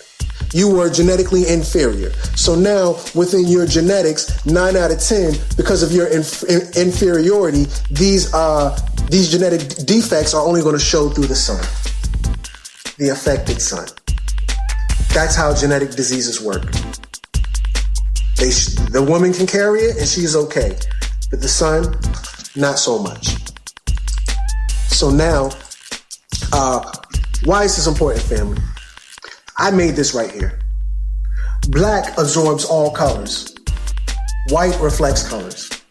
So anything that is dark is going to absorb more colors. Anything that is light is going to reflect more colors. So the darker the color, the more light it will absorb, or the more colors it will absorb. The lighter the color, the less colors it will absorb. So you tell me, family, you tell me, is blue or this shade of blue, is it darker than brown, your eye color, your iris color, supposedly your iris, or is it lighter than brown?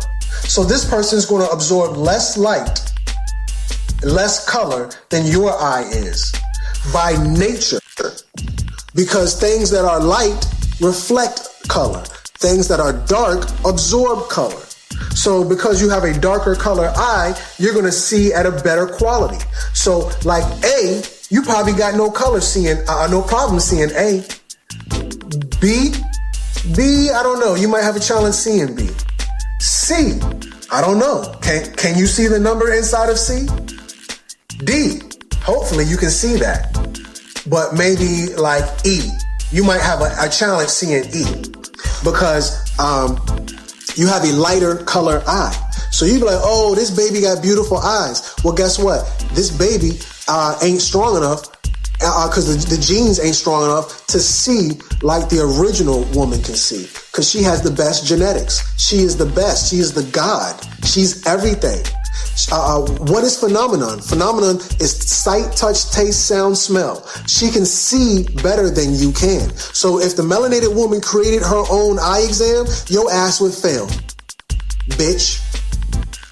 If the melanated woman created her own eye exam like this, your ass wouldn't be able to see A, B, C, D, E, F. Your ass won't be able to see shit. Because her standard is higher than yours. Because she has more genetic information than you have. Nigga. So now, I'm your humble brother. Anatomy, because y'all be like, I love you. What about the Tamahu woman? She's a woman too. She's a woman too. Well, when you look, I typed in, what did I type into Google, family? Biggest muscle in the body. The biggest muscle in the body ain't your brain, silly. The biggest muscle in the body ain't your goddamn biceps. Oh, it's arm day today. The biggest muscle in your body ain't your legs. It's legs day today. The biggest muscle in your body is your gluteus maximus, the largest muscle in human body. It is the large and powerful because what is its job? Anatomy and physiology. Anatomy is the body part. Physiology is the function. What is the function of the gluteus maximus? The function or the job of the gluteus maximus is supporting the trunk of the body for erect torso, to keep you standing erect. It is the chief anti-gravity muscle that aids in walking upstairs, walking erect. Then I had to put this. European women infamously have small butts, making it easier to understand how they walked on all fours at one time. So when we talk about genetics and genetic superiority, they talk so much shit about you as a melanated woman because of who you were genetically being superior to them. Oh, Crumb, you reaching. Well, the first big butt the Tamahu ever saw was a woman by the name of Sarah Bartman. They were so infatuated with Sarah Bartman that they put her on display in a museum in France. Okay, family? They put the queen on display in a museum in France. And they wouldn't, you know how they take African artifacts. Okay, but y'all, this body snatching. You body snatching right now, family. You body snatching. You want some creepy shit. When did they do this? The 1800s. Early 1800s, they brought Sarah Bartman back to Europe, and they called her Venus. They called her Venus because Venus was the love goddess, Aphrodite. They called her Venus. Go look up Sarah Bartman. And then in the mid 1850s, because where's her body at? In the museum in France. Nelson Mandela had to get her body back and say, give the queen a proper burial she deserves, goddammit. Take her ass out of the museum and let her rest in peace. So by the mid 1850s, this was called the Victorian age. And by the time they saw Sarah Bartman, they said, oh, I want to have a big ass too. Look at the arch in their back, family. What's the function? To support the torso. But they ass had to fake it because they walked on all fours, family. They walked on all fours. Are you following me? I just hit 60 people viewing the Jane. So shout out to the families. Thank you so much for the love. So now they emulated her because they didn't have the strong genes that she has. So when I tell you all these things about women, I'm not talking about the European. I'm talking about the melanated woman. I'm not talking about the Asian. I'm talking about the melanated woman, the one with the big butt naturally. I'm not talking about no lipo. I'm sorry, not lipo, but whatever that. What did Nicki Minaj say? Don't worry about if my butt fake. Bitch, your butt fake. Nicki Minaj said in that song, don't worry about if her butt fake. Bitch, your butt fake. Tell this bitch, where did Nicki Minaj get that from? The European said, don't worry about if my butt fake. Bitch, your butt fake. The melanated woman is God and your ass is a faker. Moving on. So now we got sight, because she see better than you. We got touch, because she has a better body than you do. And now we have taste. What was KFC's secret? What was the Colonel Sanders' secret? The European don't have the taste buds you have. The European is famous for not being able to taste. His secret recipe was that he had Big Mama in the kitchen. We have a better or she has a better tasting ability, thus her food tastes better. Big Mama was KFC's secret. What the Tamil who know about frying some goddamn chicken? Come on, somebody. So she tastes better as well. Now, let's go back to touch one more time. She experiences touch at a deeper level than any person on earth. Why is this important? Because I told y'all about them goddamn C-sections. Oh, Crumb, I needed a C-section. You did not need a C-section. Well, you can't have a baby, Crumb. So you until you can have a baby, you can't tell me how to do it. Well, sister, I'm not gonna call you a bitch, but you sound like a bitch. Sister, who was the father of OBGYN genealogy, abortions, and the father of what else did his ass do? C-sections. His name was J. Marion Sims, considered the father of modern genealogy. Sims experimented on enslaved black women in Alabama without anesthesia. Why? Because according to him, the black woman don't feel no pain. Why do they tell you to get a C-section? Because that nigga told them to tell you. You see your sisters in the back? They know what's about to happen in your ass. That's how the C-section came about. A mad goddamn scientist. That's who that is. A mad scientist. And he don't know shit about the melanated woman, but he the one who made that recommendation that your ass need to have that C-section. Why? He told you to lay on your back to have a C-section. To give birth. Your ancestors said, stand up. Don't look down when you pray. Don't get on your knees when you pray. Stand up when you have your baby, melanated woman. Squat, whatever you got to do. But don't lay down because it's going to cause complications. And you're going to have to follow his route. If you want to do what the Europeans say, your ass is in trouble. Now, I want to mind you. Look how she's sitting, family. Look how she's sitting. How's she sitting, family? How's she sitting, family? I just want to point that out real quick. Signs and symbols for the conscious mind. I don't know if anybody caught that or not, or if it's interesting or what, but I'm about done, so I want to point that one out real quickly. Now that y'all know who gave you that bright idea. Oh, you need a C-section. Why? Because J. Marion Sims told him that you had to have a baby laying down the European way. But you are a god and you don't need no man to do shit for you. Go get your sister, but you don't want your sister.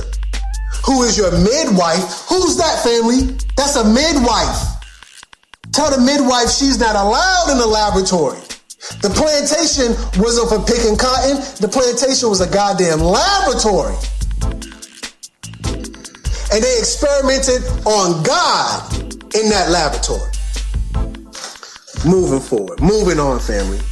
The first line of immortal human cells.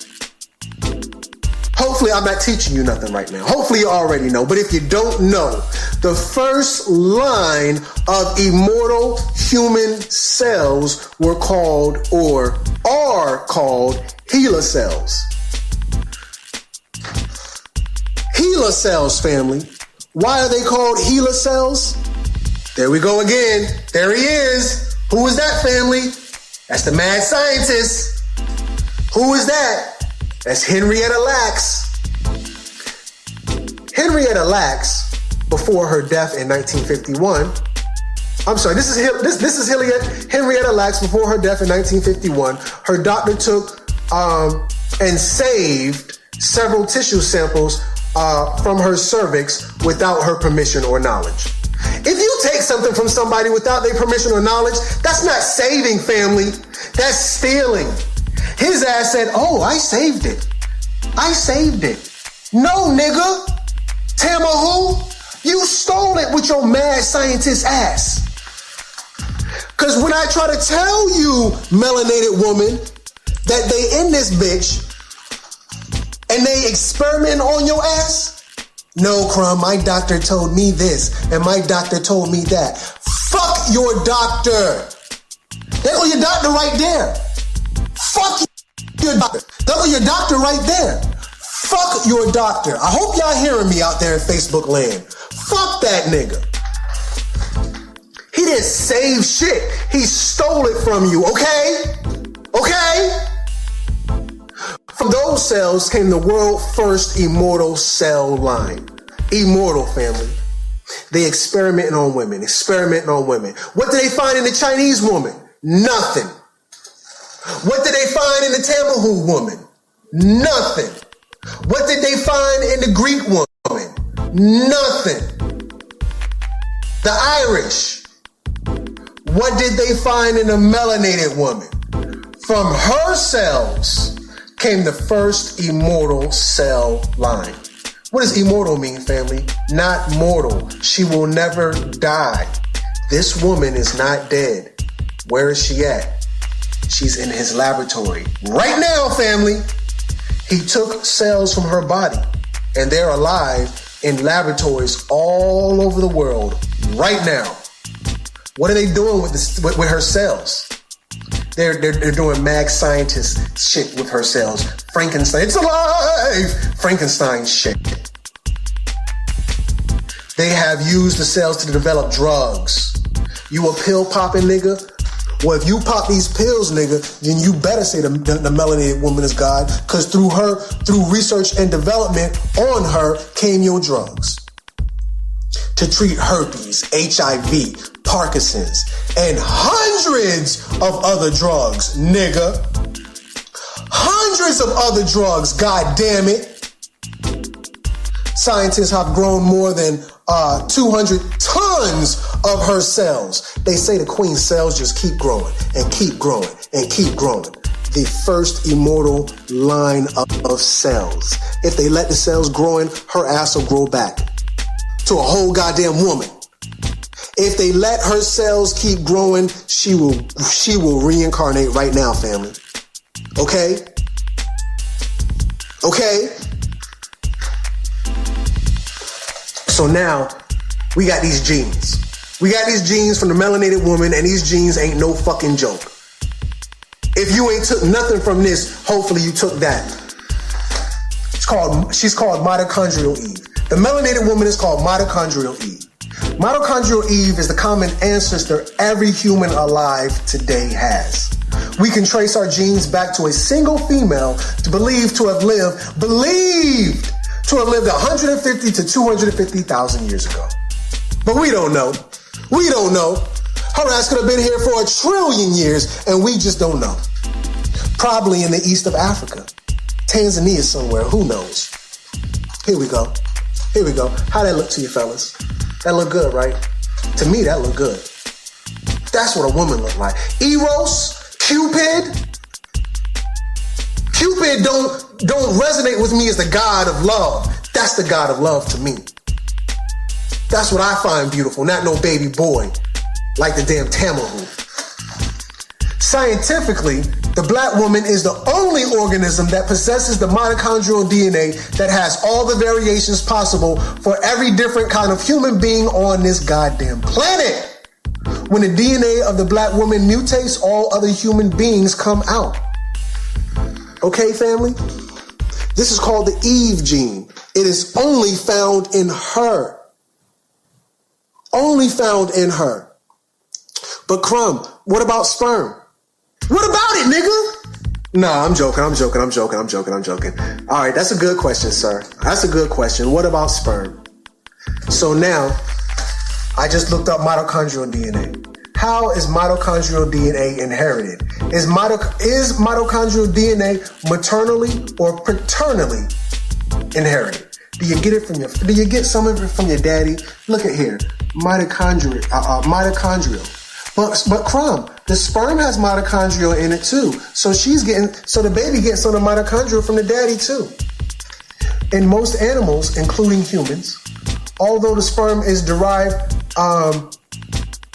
in patrial mitochondria, when it enters the oocyte or cytoplasm after fertilization, after the woman's egg gets fertilized, their mitochondrial DNA is never transmitted to the offspring.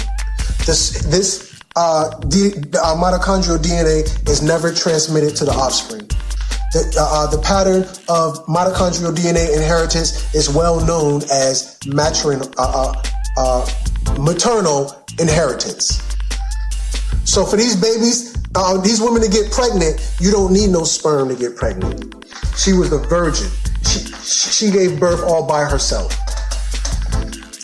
Why do you inherit mitochondrial DNA from your mother?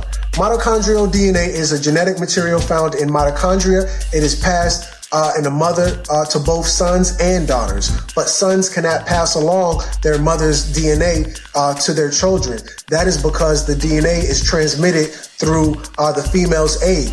You inherit your DNA exclusively from your mother. The melanated woman is God.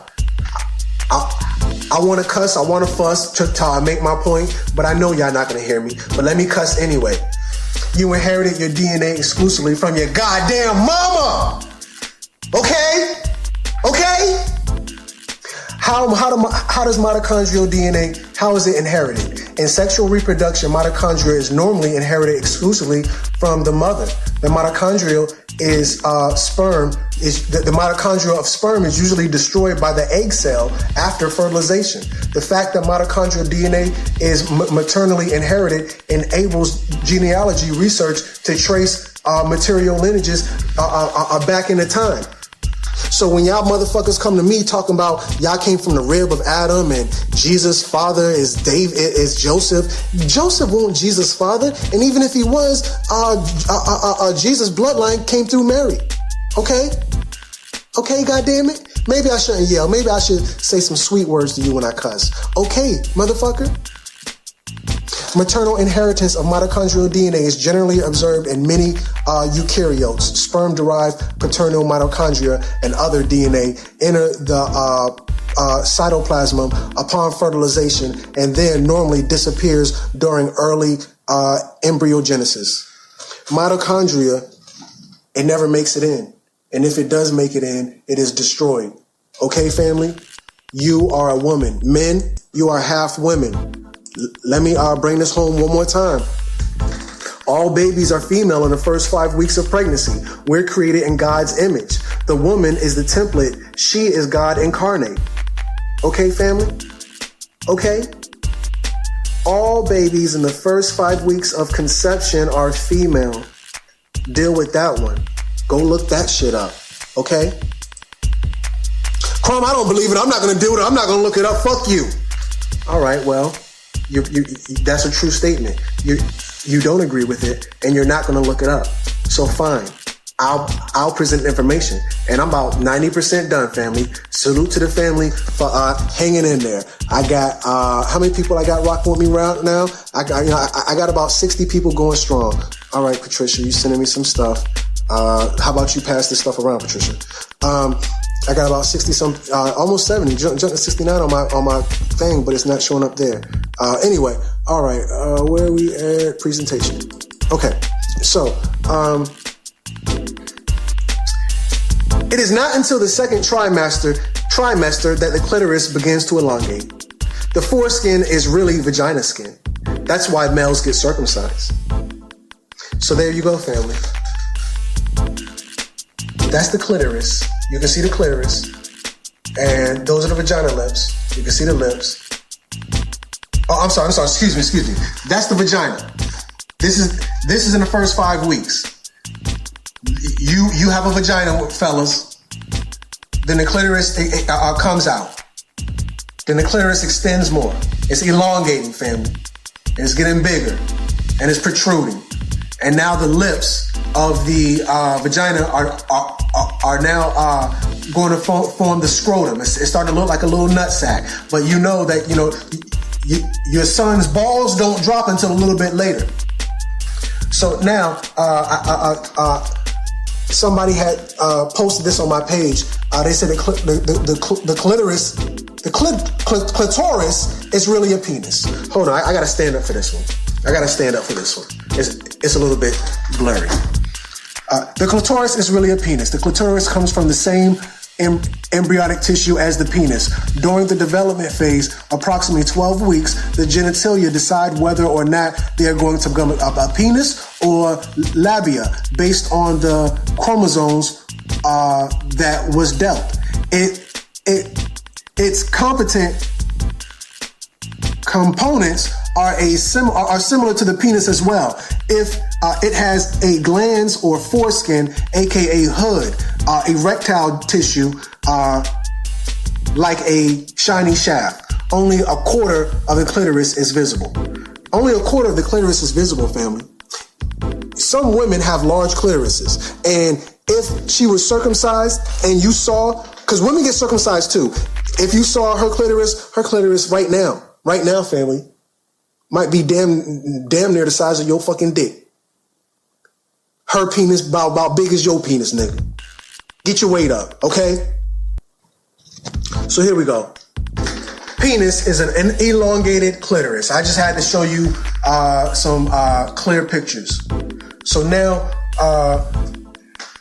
it says, I think it's like a little comedy thing because I like to joke around a little bit. Okay, it's kind of small, so I gotta go close. I don't really understand what I'm looking at here. Join me, friend, as we examine how everyone privates have the same basic structures. All embryos start out with the same material that will eventually turn into genitals. At 7 weeks, these bits, those bits all start rearranging themselves to become the genitals that everyone recognizes. That's right, family. When I read in different voices. That's how I read to my kids. So here we go. All right, so we start right here. The glans clitoris, the labia major, the vagina entrance, and the anus.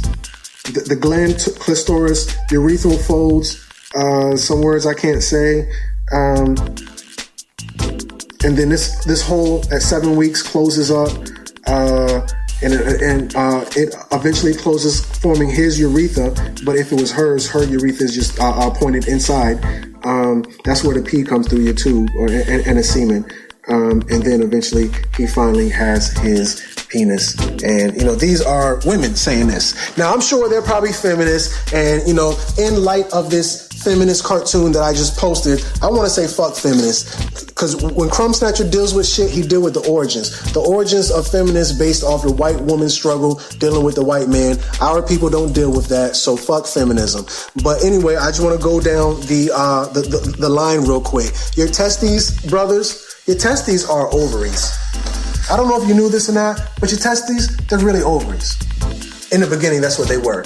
That's why some of y'all bitch ass niggas, your balls ain't dropped. Your balls ain't dropped. You got ovaries. That's why she call you a bitch ass nigga. Now, your vas deferens. I'm getting a little So anyway, if we look from the testes, we have this tube. That's called the vas deferens. That's the vas deferens, family. So your vas deferens is really the fallopian tube. So there go your balls. There go your testicles, which is the ovary. Fallopian tube, that's your vas deferens. So there you go, family. You're really a woman. And before you had a vas deferens, it was really your fallopian tubes. And if your balls never drop, nigga, then you still got a fallopian tube. You don't got a vas deferens because you a bitch ass nigga. Step your game up. Prostate. Your prostate is really your Skene's gland. I keep telling women that you can have a baby without a man. How can I have a baby without a man? I don't have a prostate gland. Queen. Yes, you do. I'm going to call you queen because I don't want to call you nothing mean and upset you. I know you be emotional. So now, Skene's gland. Also known as the lesser vestibular gland. Some other stuff. But anyway, I already highlighted it though. Female prostate. Let me back it up. Female prostate. Okay? So you got a prostate gland because he came from you. Where did he get his prostate gland from? He got it from you. I was going to put something here, but I don't know what. So I'm going to delete this slide. Where's delete at? Delete slide. Okay. So moving forward. Almost done. Here is an anatomy of your brain. The brain cut in half, looking at the inside of the brain. This is the very middle of the brain. So this eyebrow is called the corpus callosum. Just in case you can't see it, some of you may recognize this. This is the eye of Horus. The eyebrow of Horus is called the corpus callosum. So now you can kind of see better, and the eye is the thalamus gland. So hopefully you can see the eye, which is the thalamus gland, and you can see the eyebrow, which is the corpus callosum. So when I did my research on that, I have found this. Well, actually, I found this and then I found that. Women think with both sides of the brain simultaneously. Men only think with one at a time. Women have a larger corpus callosum.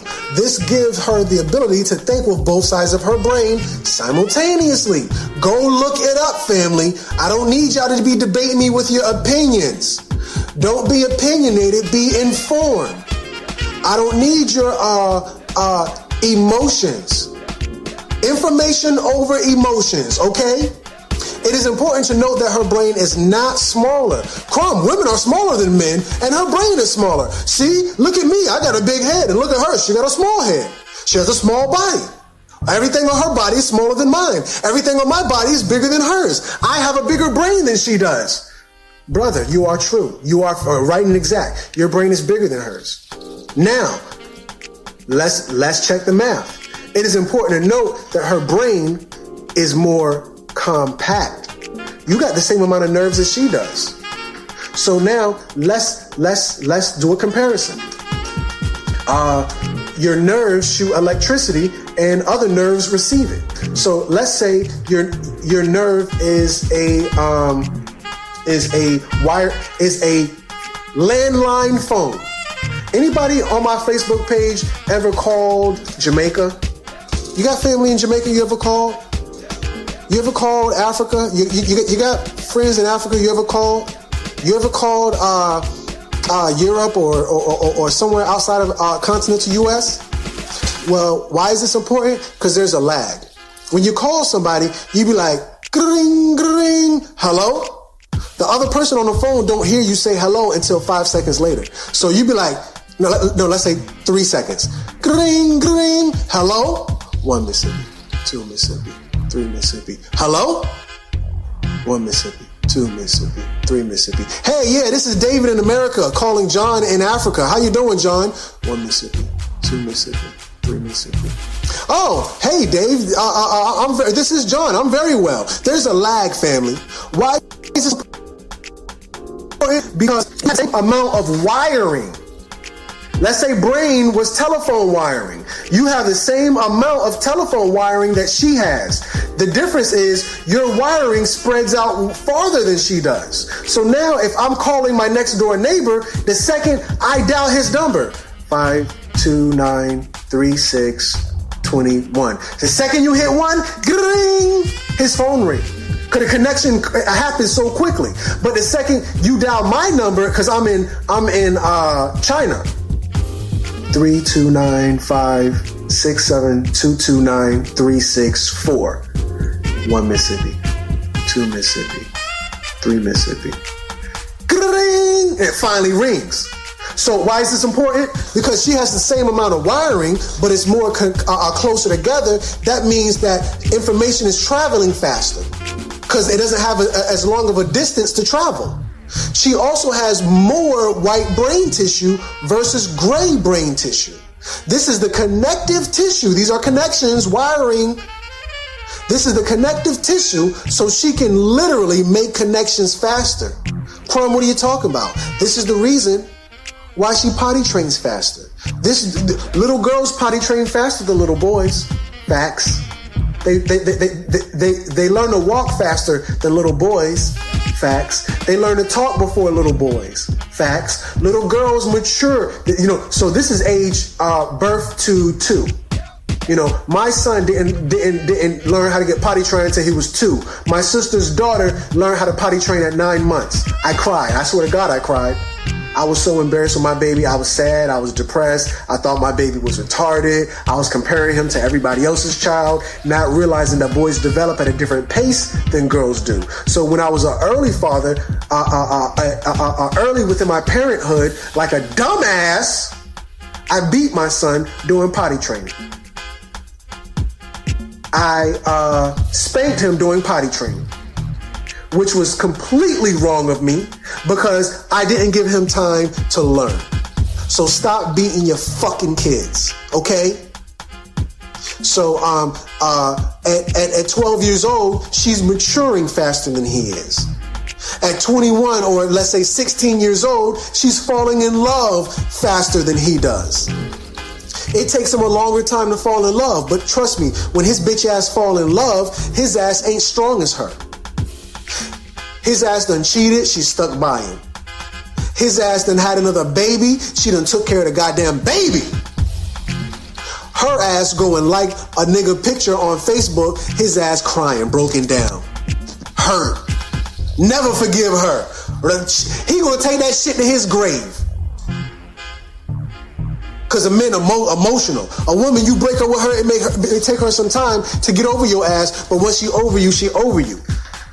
A man break up with you, his ass need to find another woman to help him cope with the pain. Because his bitch ass can't take it.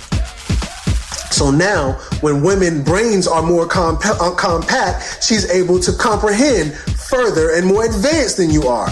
That's why when you try to talk to her, when she try to talk to her man, he can't hear her. Literally, he's tuned her out, not on accident, because he was focused on something. Maybe even watching TV or deep into his work. But her ass, she's able to multitask.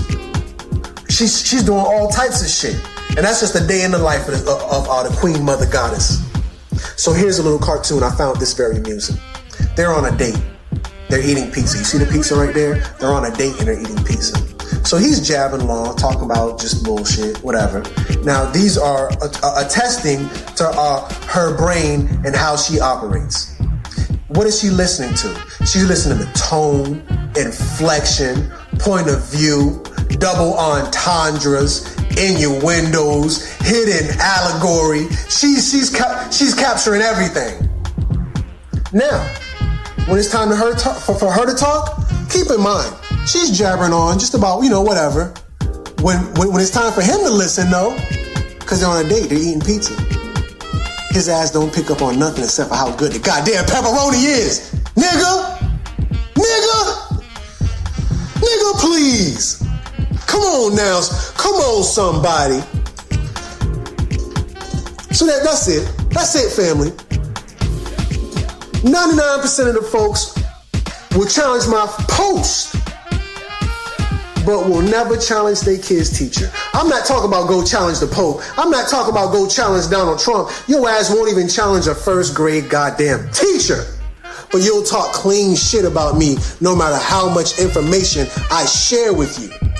But the reality is, they already know because they've been studying your ass. But your ass ain't been studying shit. And your ass don't know shit. Okay? So I'm just trying to help your ass get a clue. So let me go over here. And I'm going to go to YouTube. So in YouTube, because right now, let's see if it's going to show. I got about 70 people following me right now. It's still saying 63. Oh, that's because I didn't refresh it. Let me refresh this real quick. Somebody sending me a message. If you sending me a message, family, go and watch this video. How about that? That's the message I want you to get. All right, so in my joint, I got about 70 people following me right now. Rock with me. If you rock with me, rock with me. So I want to give this message to the people really quickly. So if you go, and because this is the end of the video, I'm done. I'm done with the video. If you go to YouTube and you follow me on YouTube, which I'm asking you, I'm not telling you, family, I'm asking you, follow me on YouTube, please. Pretty please. You like, yeah, Crumb, I'm gonna follow you. If you type in Crumb Snatcher, 2 channels will come up. One where it says Crumb in the profile picture, and one that doesn't. The one that doesn't, I got only 2 videos up there, family. That is my page, but it was hacked. Almost got 350 people following me, subscribing. But the page is hacked. I don't got access, no videos. But the one that says Crumb in it, that has 19 videos. And the family is just now starting to subscribe. So with that said, I'm going to switch it back to me. All right, come on, family. Switch on over. Switch over. I hit the button. All right, there we go. All right, so the melanated woman is God. I just want to say peace, love, respect. Send me a friend request, please, and thank you. Follow me, share this video, like the video, comment, share your comments, family. I don't bite. Just don't troll me. Watch the video. Don't ask no question and ain't watch the fucking video. Watch the video, share it, comment, talk to me. Any questions you may have, I'll try to answer them. Follow me on YouTube, follow me on Facebook. I want to say much love and thank you to everybody. The last thing I want to say is that not only the melanated woman is God, but the female energy is love, and I come with my female energy saying I love you. Because I do, family. I love y'all. Y'all be thinking I don't be knowing who you are or seeing your comments or noticing when you share, and I just be loving everybody's shit. No, really, I follow you too. I'm paying attention. I know a lot of y'all trolls. I love y'all too. Fuck it. I love everybody. I'm a fucking fool. I love everybody. All right, so with that said, peace, peace, peace, peace, peace, peace, peace, peace, peace. I love you. Peace, peace. I love you. Salute. I love you. Salute. I love you. Salute. I love you. I love you. Salute. I love you. Salute. I love you. Salute. I'm your humble brother. I'm your humble brother.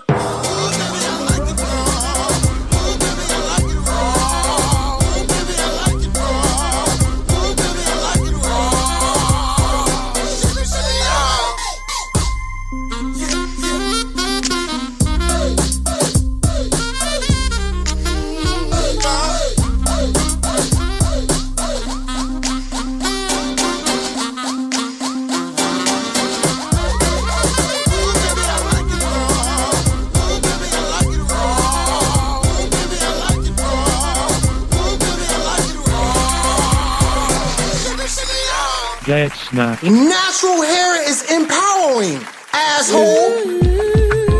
Baby, baby, I'm falling in love. You got me falling in love again. You make me falling in love again. You got me falling in love again.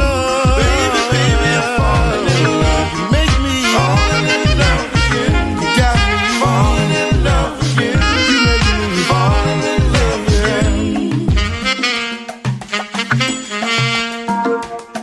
Girl, you look good to me. Girl,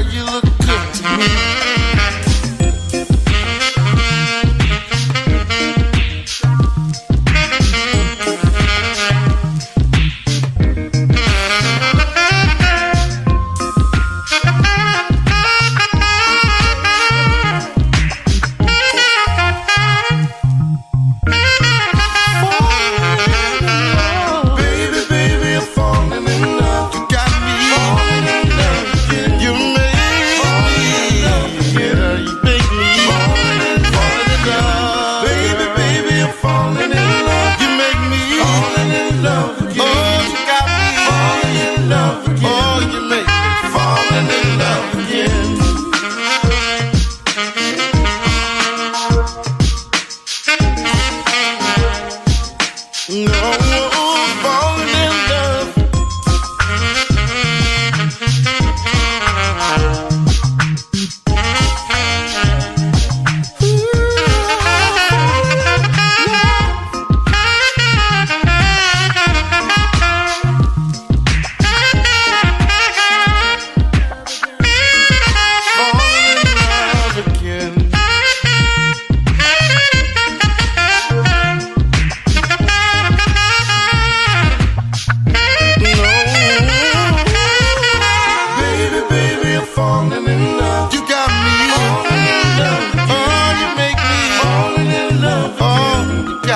Falling in love, baby.